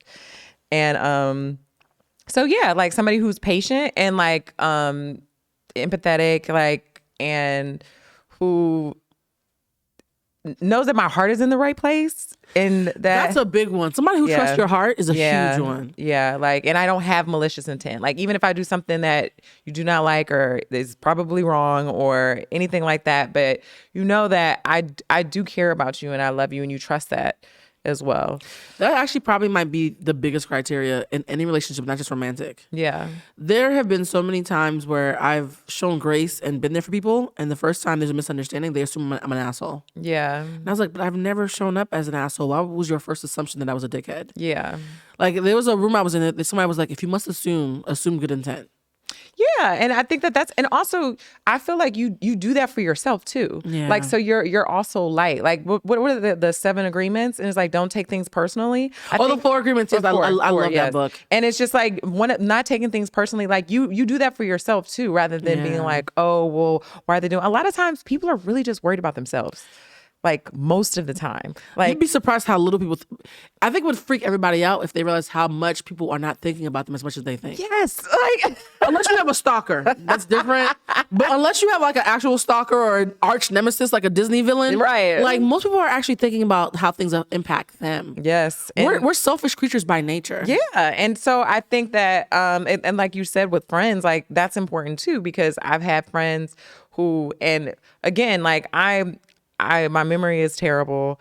I am not paying attention a lot of the time. So I love that you're really owning your shit. That's one of my favorite things about you. Lulu, you have no pretense. You're like, yeah, this is me. What's up? I'm just doing the best I can. I know. It's so pure, friend. I love that about you. I just be doing my best. And so, like, I've had friends who be like, oh, well, why did you think about da da da da? And I was like, girl, I was just trying to figure out, did I leave the stove on?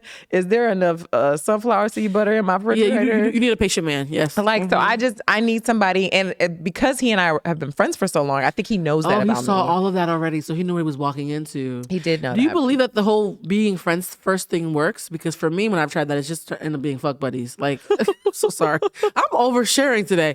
Like, do you? I think we both are. I know, right?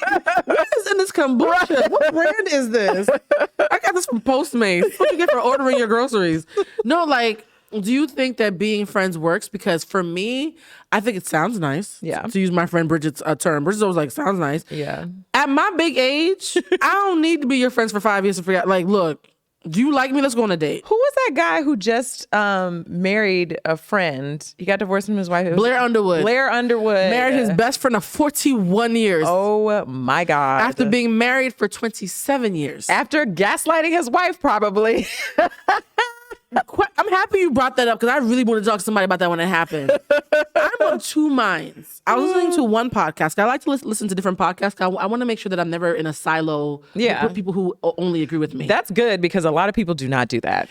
It's not easy. Yeah. There be times that I'm sitting there like balling my fist like this what did he just say? Yeah. But I was listening to a very, very, very hyper male podcast. And shout out again to the male podcasters who are not dickheads because you do exist and I want to admit that you guys exist. But I was listening to a hyper male podcast and they were like, yo, shorty waited her turn. We don't see a problem with that. You had this woman around your wife for 27 years while she was waiting her turn. You don't think that's disrespectful? Well, because here's the thing. No part of me thinks that she just figured out she liked him after the divorce. As a woman, we be knowing, Lulu. Well, okay, so devil's advocate. Does the devil always need an advocate? Every once in a while. And yes, you had her for 17 years, but you weren't married and liking him. But go ahead. I feel like with my current boyfriend, it's the same thing because everyone is like, come on, like you didn't. But he knew. Didn't. Let him tell it. He said that because he said that he tried to get at me when we first met, and exactly. And I said I'm good, but he said that he kind of like put those feelings down, and he was like, they were there. They were there, and one of y'all knew. One of us knew. I'm sorry, you're just making my case. Blair Underwood and that trick, one of them knew. So you think that? So who do you think knew? Can I just tell you what and I don't know if I'm having a psychic download or if this is a Miss Cleo moment. What I deeply, deeply believe happened, and if this ever comes out, I want y'all to come out and like give me my props. I think he thought she was cute, but she wasn't acting enough like checking for him because Blair Underwood is fine as shit. Yeah. And my problem is another thing too. I've been told that the men I date are too attractive, and that's why I have pretty boy problems. Okay. So the men you date are too attractive? I've had some people tell me that I need to start dating medium ugly guys. Okay. What? I don't know what a medium ugly is. Who's medium ugly? Probably somebody like, I'm trying to think of like an actor. We about to get in trouble. I know. Who's a medium ugly actor? I'm thinking like actors on The Wire. Oh shit! Don't say Idris Elba. That's not medium ugly. Not Idris. I'm like, girl, your goggles are broken. That man is fine. You know what it is? Maybe like the dude, the one who passed who was gay. Like maybe somebody like him. Oh, but his face is character. Sure. Oh wow. No, but rest in peace. I've dated medium ugly men. I have not. I've never dated a medium ugly anything. Here's the thing though. This is my problem. I am so like naive and oblivious. Yeah. When I meet a really attractive person, no part of me thinks I have a chance because I'm not thinking like that. Right. And then so I humanize them. Plug. And because people who are really attractive are not used to being around someone who doesn't give a fuck. Yeah. It naturally ends up being this thing of, oh, I can be myself around her without this being a thing. And then they end up falling for me because I'm so oblivious. Got it. So it's not that I have no game. I think it's just the fact that I don't care. Yeah. And so people who are super attractive like knowing, oh, she just sees me as a person. Okay. But then they end up being fuckboys who eventually are like, does she not know I'm fine though? Because I actually had a man show up to my house one time and I didn't realize he liked me until while he was leaving, he looked into the mirror and said, yeah, I'm still fine. Because he felt like I had not done enough to affirm that. I was like, oh, wow, I really do have a type. Assholes who really need to be affirmed. But my hypothesis, back to Blair Underwood and his beloved, I think because he's so attractive, whatever fever he needed, she didn't give it to him and they became friends. Yeah. And he had so many options, he didn't have to chase her. Right. And feelings developed and he always kind of knew that she had a crush on him and it stroked his ego, but he had no intention of being with anybody but his wife. I don't think he wanted to cheat on his wife. Yeah. I think he was like, oh, my homegirl, there's a little sexual tension there, but I'm married. Yeah. And as soon as the relationship ended with his wife, he was like, oh, well, what's up now? You still here.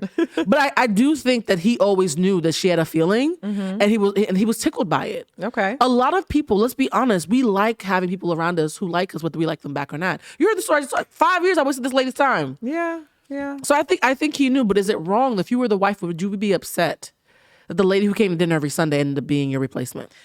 I definitely would. Would you fight her? Nah. Would you I was about to say something illegal. I was about to say something illegal too. Right.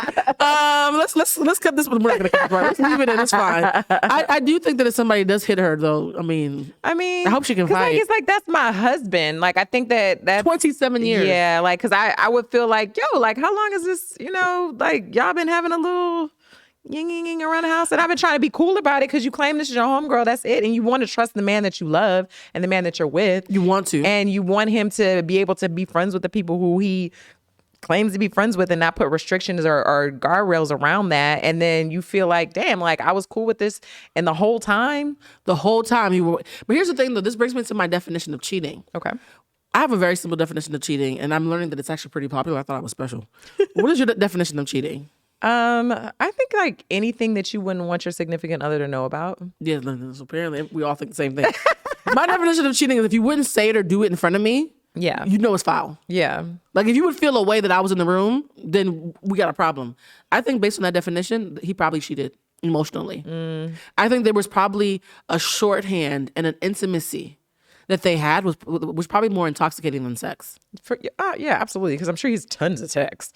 Like, but having somebody that you haven't slept with yet, doing like verbal foreplay with you and having intimate inside jokes and being your bestie, yeah, to me that's more sexually arousing than going to the Motel 6. So do you think that men and women can be really genuinely best friends if one of them thinks they're ugly or is gay? Damn. Like if somebody just does not make your dick jump, or your clitoris, I don't want to be sexist, or one of you is just a homosexual and the other one's not. Why do I almost think homosexual? Homosexual. Homosexual. Why do I sound snacklepuss when I say that? Homosexual. Y'all, it's the kombucha. Yo, it's tequila and it's kombucha, yo. What kind of fermented? What is kombucha, by the way? I just fermented something. Isn't that alcohol? Child, we drinking alcohol on an empty stomach. Help me. No, I really do think that, like, unless if you are both each other's type, yeah, and find each other attractive, I do not think it's possible for neither of you to have a feeling. Well, what if one person is attracted? Then it only takes one to compromise it. Okay.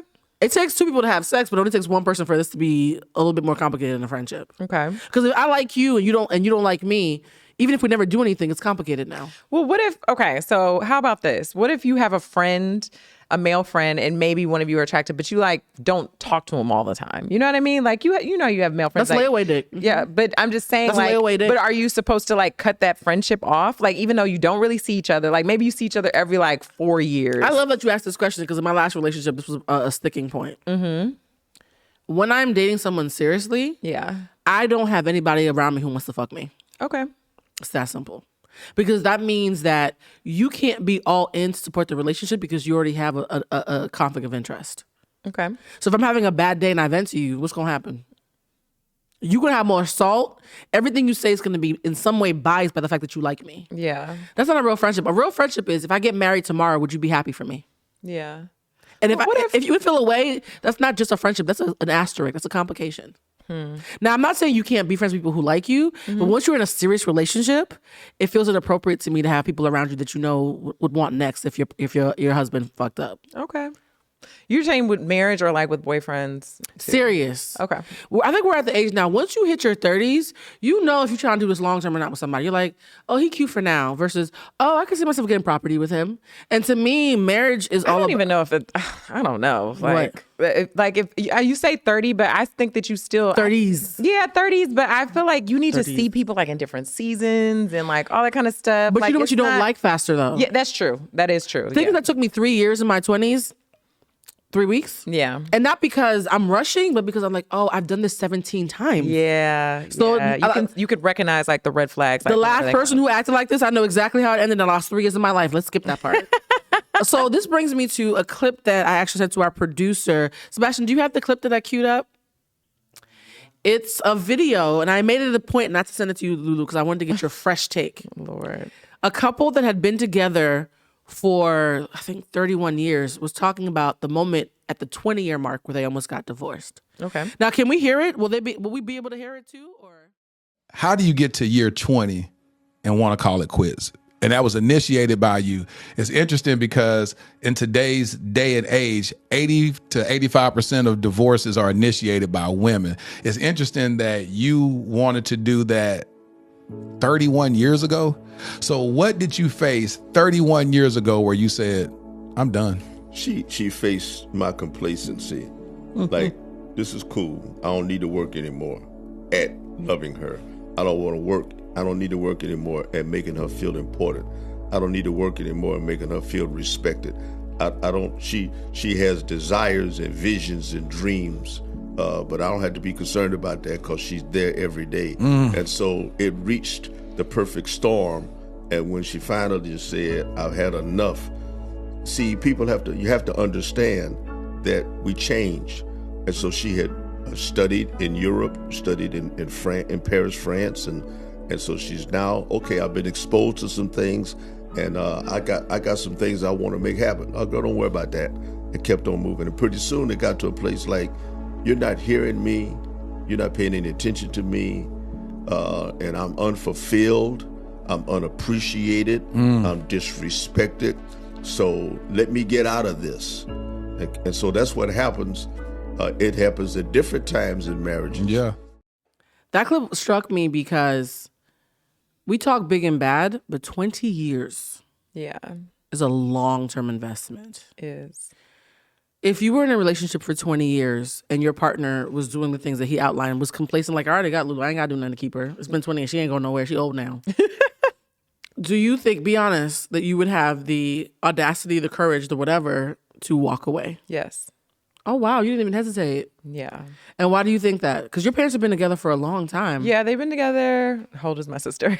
Oh, wow. It's a little bit of family tea out with my sister. How long have they been together? They've been together 43 years. Yeah. Oh, my heavens. Yeah. Mm-hmm. That's more than the marriages of my entire family combined. Oh, my God. I come from a broken home, y'all, okay? Send me love. All right, 43 years. Oh, my God. Okay, yeah. So despite having parents who've been together longer than both of us have been alive, Yes. you would still walk away. Why? Because I agree, like, with what you're saying. Like, to me, again, these relationships that I have are supposed to contribute to my happiness. And if they start to pick away from me as a person, like, from my happiness and all those things, like, I choose me. Like, Oh, that's beautiful. I'm my first priority. So if I'm not happy and he's not willing to, change and shift, and that's the thing about marriage. My mom has been transparent about, like, sometimes when you're married, you have bad years. Like, it's not just bad weeks. It's not Ooh, it's bad giving months. Michelle Obama. Yeah, Michelle Obama like- got a lot of flack when she was like, I had a couple of rough years with Barack. They're like, why didn't you leave him? Has your mother told you about how to work through bad years, though? We haven't gotten that far because I ain't really had a reason to have that information. I love how you were like, I'll get to that bridge when I cross it. Yeah, that's fine. I'm not there yet, but yeah, like, and I think that obviously, and I actually, thankfully, I don't know the ins and outs of my parents' marriage, which is absolutely TMI. my preference. And but she says, like, about growing, because you're gonna change. Like, there's no ways around it. But it's just hoping, like, keeping that communication open, and you try to change together, and you try to evolve together and grow together. So when that starts happening, I think that, even after 20 years, you reevaluate, and you be like, this isn't working for me anymore. So many couples become roommates, though, and they do. and they become a business arrangement. There's a certain celebrity couple, we're not going to mention them because, again, I'm not stupid, who we all feel like they're in an arrangement. Yeah. Like, they've been together for so long, it's a business arrangement, and they probably have separate lives. Could you ever see yourself falling for that dynamic where it's like, I can have a boyfriend, you can have a girlfriend, but the institution of our marriage has become its own beast? Or would you be like, nah, I'm out, this is my ex-husband? I think that I could probably do that if it was, like, mutually beneficial for us, like, maybe financially, because sometimes, A conglomerate? like when you're married, like, it's like sometimes it can. It's a business. Yeah, it's absolutely a business. And if Yeah. we're keeping that intact and we can still manage to both be respectful and kind, and we have an agreement, I could see that happening. We just talked about half the couples in Hollywood. So funny. My answer would be yes. I would leave too. Yeah. And I always say I'm the world's most reliable flight risk. I feel that.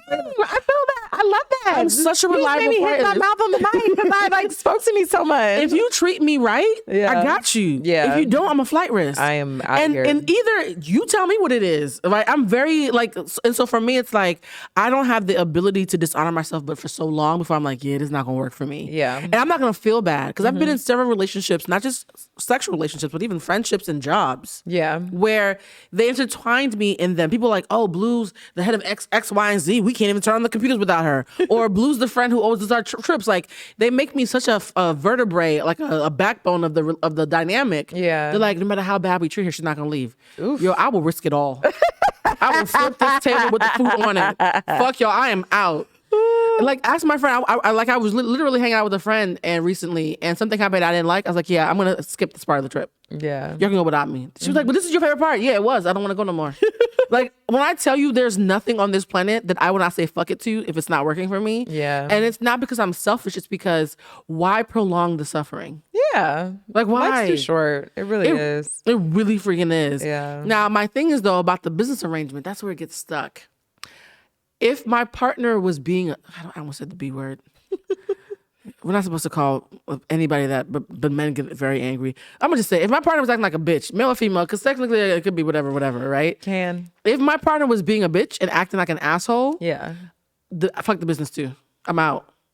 You're not gonna have us be a power couple and whatever, but you're talking crazy to me behind Yeah, the scenes. yeah, that's the different, and that's what I'm saying. Like, if it was amicable and we had an Yeah. agreement, I could do that. But if he's being disrespectful, if he's being an ass, he's embarrassing me, all that kind of stuff. No. You better make you another billion. Yeah, Don't know what to like, tell you, bruh. I'm out. oh well.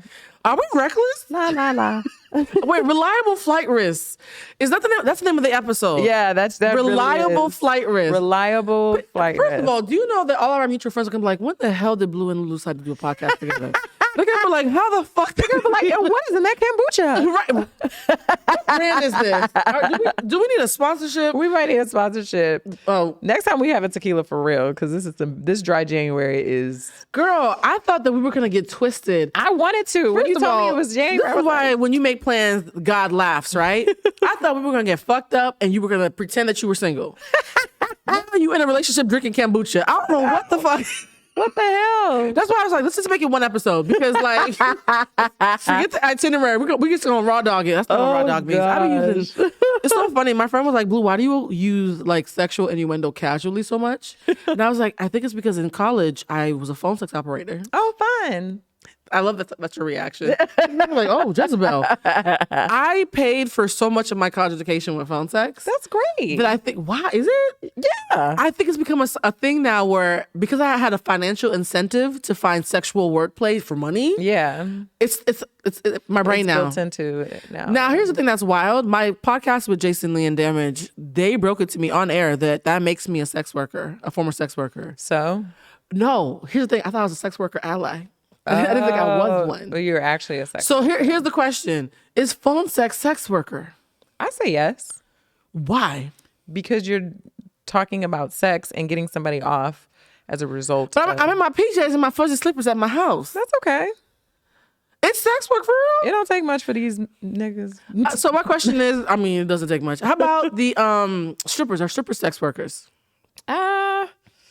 I mean, I guess like I feel like if a phone Wait, sex. pause. You had more of a conundrum about strippers than phone sex? Phone sex, absolutely. Strippers?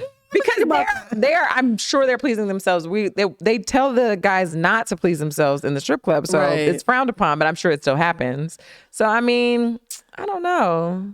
I'm a former sex worker? That's okay. I'm not judging it. Like, but how do I not know this about myself? Yeah, I tell you all the time, I'm a little bit of Oprah mixed with Forrest Gump. Because I'm like, wait a minute. And the funny thing is that like a badge of honor? Like, I'm a former sex. Like, it would be for me. really? Why? I don't know. You're like, you like a little spice. I do.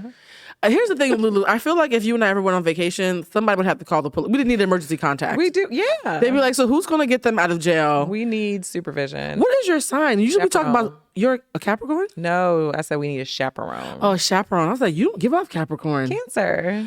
Oh, okay. So I feel like I'm in the sandlot with you. My first best friend growing up was a Cancer. Yay. You know how that happened? It actually happened kind of the way of our friendship. Oh, wow. I really am a creature of habit. When I was 5 years old, this little girl, shout out to Cynthia Mom Point. I'm giving out government names because kombucha doesn't care about discretion. It doesn't. Cynthia walked up to me on the playground when I was 5 and said, "You're my best friend." I said, "Okay." And we were best friends for 12 years. Lulu one time came over to my house and we were hanging out having a great time. And then when you left, I was like, "Lulu, this was fun. What made you think of me?" And then you're like, "Bitch, I'm trying to be your friend." I was like, "Oh, okay." I'm slow, girl. Thank you for being patient with me. I was like, "Oh, this is so cute. What are we doing?"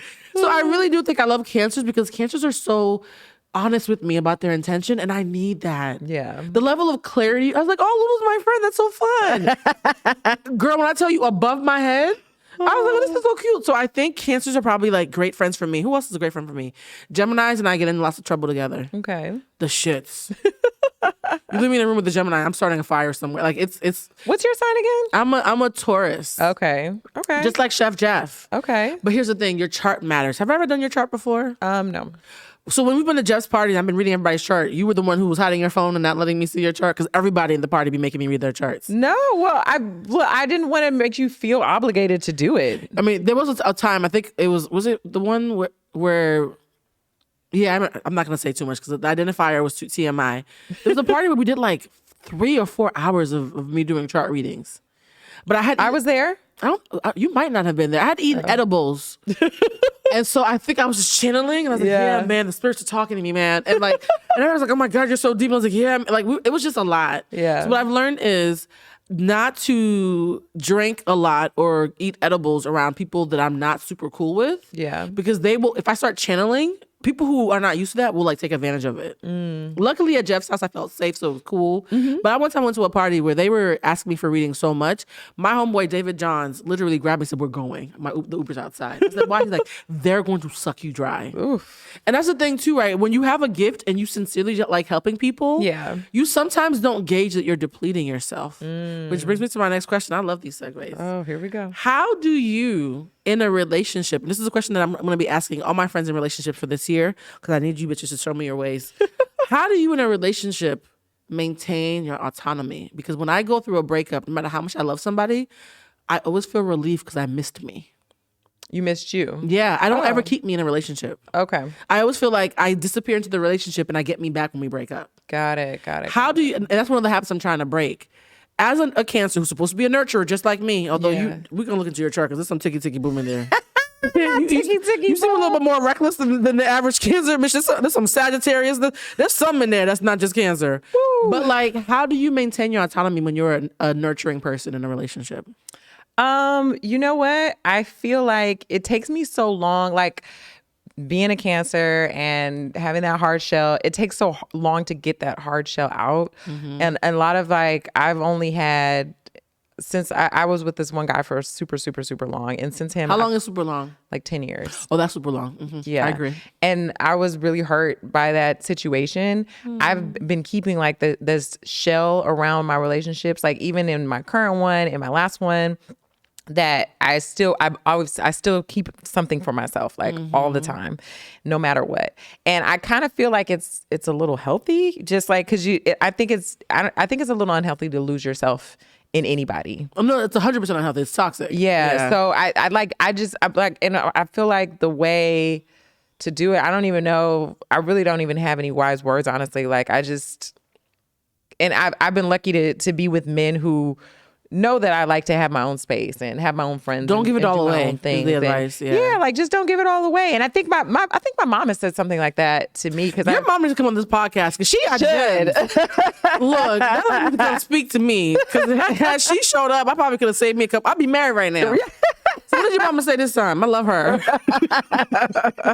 She just says like always keep something for yourself. Like no matter what, even if you're married, like even if you're married for 20 years, 30 years, 40, like always keep something for yourself. Yeah. That is so prophetic because my friend Sarita had a birthday recently and I went to her birthday party and she had a reader there, which was so cool because when I'm so used to reading other people. Yeah. I like when there's another reader who can read me. Like, Yeah. bitch, what do you see? And so we were talking and she, out. right, like, tell me what you see in me. Like, it's my turn for once. And she was like, you're generous to a fault. Like when you get something abundant, your first reaction is to give it away. and you need to learn how to keep some for yourself. So it's just very crazy to me Yeah. that I have not been socializing for the first 2 weeks of the year because I wanted to have some time for myself because I felt overstimulated. The last time I was around people, I heard that. And here we are in the studio. And I'm hearing it again, keep something for yourself. I need to learn how to be selfish in a healthy way. And that's interesting because you're an only child. So I feel like it's usually the opposite. I'm an only child, but I'm an empath. So I was always like, oh God, everybody's depressed. Let me make them happy. So I think when you understand what it's like being very empathetic. Cancer is super empathetic, right? Uh-huh. When you're reading the room and feeling people's feelings, you're like, oh, the thing that they need to have extra. Yeah. And I think because I'm so naturally abundant, I always have a little bit of extra. So my first thought is, oh, you can have some. I'm not going to lose anything out. Yeah, yeah. But then it starts to be like, you can have some. Oh, shit, there's none left for me. Yeah, that's true. Or you can have some. Oh, damn, I had to rob somebody else to get you something. And I'm not like, it devolved over time. Peter to pay Paul. I used to be Peter Pan. I really, really, really used to be Peter Pan. At one point, I'm going to have a conversation with you about the concept of female friendships. Ooh, that'd be a good episode. Oh my gosh. We are slowly running out of time, but I really, really want to talk to you about that because it's so interesting. You, my friend Sarita, my friend Monique, my friend Elise, and I think like one other person whose name escapes me, girl, I'm sorry. Oh, Bridget and Mandy, I love them too. You are a small group of women that I've recently been like, oh, I have female friends that I actually think won't like betray me and break my heart. I know. I've been through because here's the thing, right? I mentioned this in a previous episode. When you're neurodivergent, and which means, for those of you who don't know the words, it just means that your brain doesn't pick up subtle cues. Okay. So anything that's subtle, I mean, the word is autistic, but people get freaked out when you say autism, right? I'm highly functioning neurodivergent, which means I assimilate for most of the world. But when it comes to social relationships, the subtle cue, I don't pick them up. Which is why you have to be like, Blue, I'm being your friend. I'm like, oh, yay. That's me being autistic, right? Yeah. Female friendships are socialized to be 80% nonverbal and subtle and passive aggressive.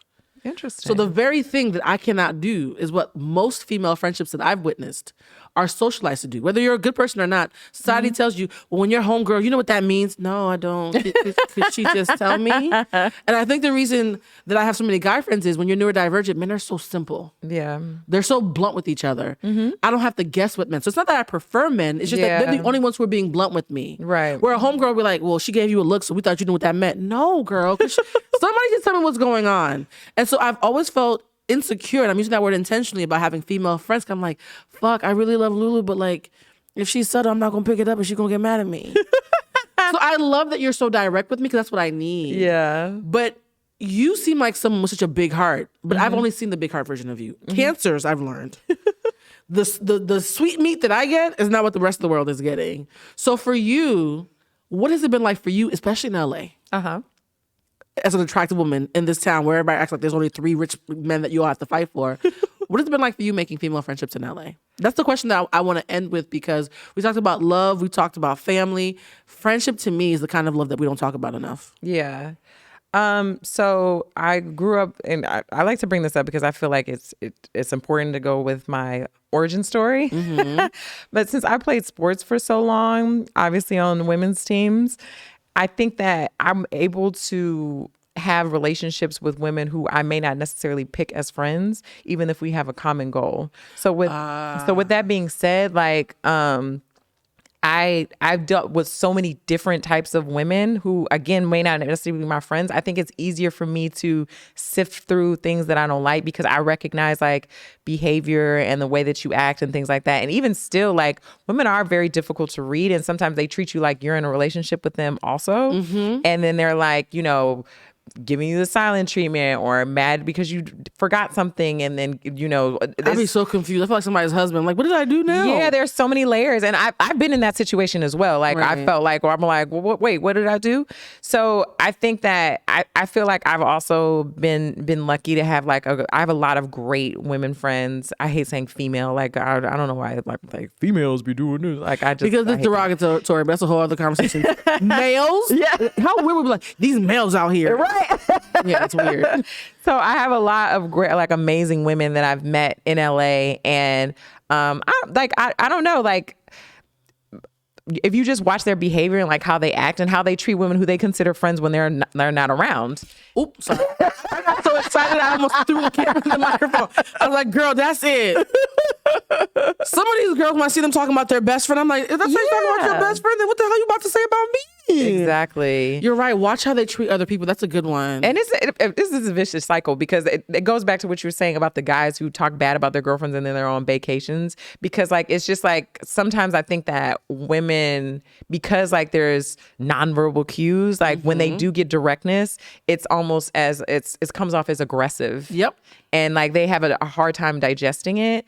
So every female friend that I've had in the past that didn't work out was trying to be passive aggressive. yeah. And mind you, I'm also a coach too. So I literally get paid to teach about how to not be passive aggressive. Right. So there's also the conditioning that I have, right? So I'm like, hey, do you want to have a courageous conversation? Bitch, you trying to fight? That's not, that's none of those words.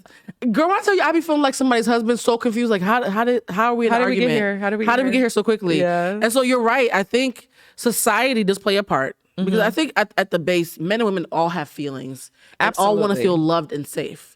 But men are told you're providers, and if you talk too much about your feelings, you're a little bitch. Yeah. And women say be likable even if you have to be fake. And it's the way that we're socialized. That's literally all that it is. It's by design. And so because I know tons of men who are extremely sensitive. Most men I know are extremely sensitive. Yeah, tons of them are extremely sensitive and extreme, like all these things that they say that women are, and especially if like you're in the confines of your own home with a guy that you're dating, and I've seen them break down, or I've seen them do things like go through phones or be cry or be emotional, punch wall, like all these kinds of things. And like men want to act like that isn't something that happens. It's very emotional. Like, do you guys. think they're going back to their homeboys and being like, yeah, so after I went through my girl's phone, I cried, and then I showed up at a job, and they'd clown him. They're not gonna tell you that. They would clown him. So I think what we learned in this episode, what is the episode going to be called again? Oh, Reliable Flight Risk. Reliable flight risk. I love that the title came up so naturally. I think in this episode, what we learned is number one, that me and Lulu used to be toxic as fuck.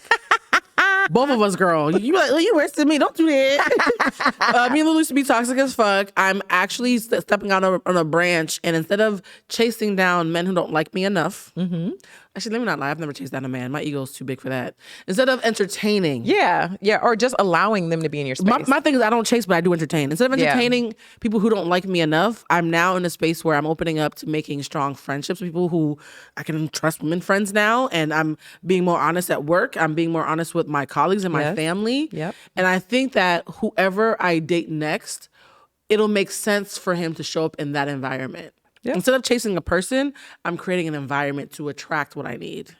I love that. Look at me sounding healthy after all that shit I just talked about. Oh my mess. God. Look how Lulu, far this you've was our first come. podcast together. How did it feel? It felt amazing. You see, that was just a regular conversation, yeah, right? it was very organic. It's just like we were on the teal couch. Literally. Oh, the chill couch is gone. I saw you were trying to sell it. I got rid of it today. Oh, you did? I called the delivery people and had them pick it up to donate it to somebody. Oh, cool. Yeah, because I had a bunch of people on Facebook trying to scam me. It was a bit mad.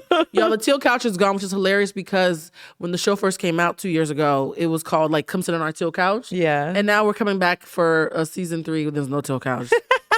Look at Teal evolution. wall. I know we have a teal wall, guys. That's Look cool. at that. This, by the way, for those of you who are watching, this is supposed to be a picture of me, but it's only the corner of me. When I have my hair all curly, my hair no longer looks like this. I didn't have that. My titties are good in this. Your titties look really nice. Anyways, guys, thank you so much for watching this episode of Humanized. Thank you to Lutasha for being our first play cousin. Lulu, you coming back? Yes, please. Are you being polite or are you being serious? Because you know I can't read nonverbal cues.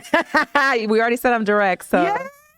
So I'm gonna have a very fun season, and I love the idea of us being weekly because it means that the conversation gets to be ongoing. Before we leave, guys, please make sure that you follow Lutasha at what? What's your Instagram? Lulu, well, LU_LU19 on Instagram. Do you do Twitter or any of the other things? I do not. That's smart because Twitter be eating up my time. I'm at Bluecentric. You guys, if you already know me, you know what at Bluecentric is. And please, if you want to see any extra footage, please go to patreon.com/Bluecentric. And also, I want you guys to know that we are going to be having a special Actually, no, I'm not going to tell you guys what we're going to have. Just watch it when it comes out. Lulu, thank you for coming. This was really fun. Yes, I had a great time. Thank you for having me. Next time we need alcohol. Oh, for sure. When Lulu comes back, we're going to be Jesus. drunk, guys. Because Definitely I drunk. feel like I got drunk in waves and she was slipping on water the entire time. I love you guys for watching. Please be kind to each other. And as usual, please remember that we're all just human beings doing human shit. Bye.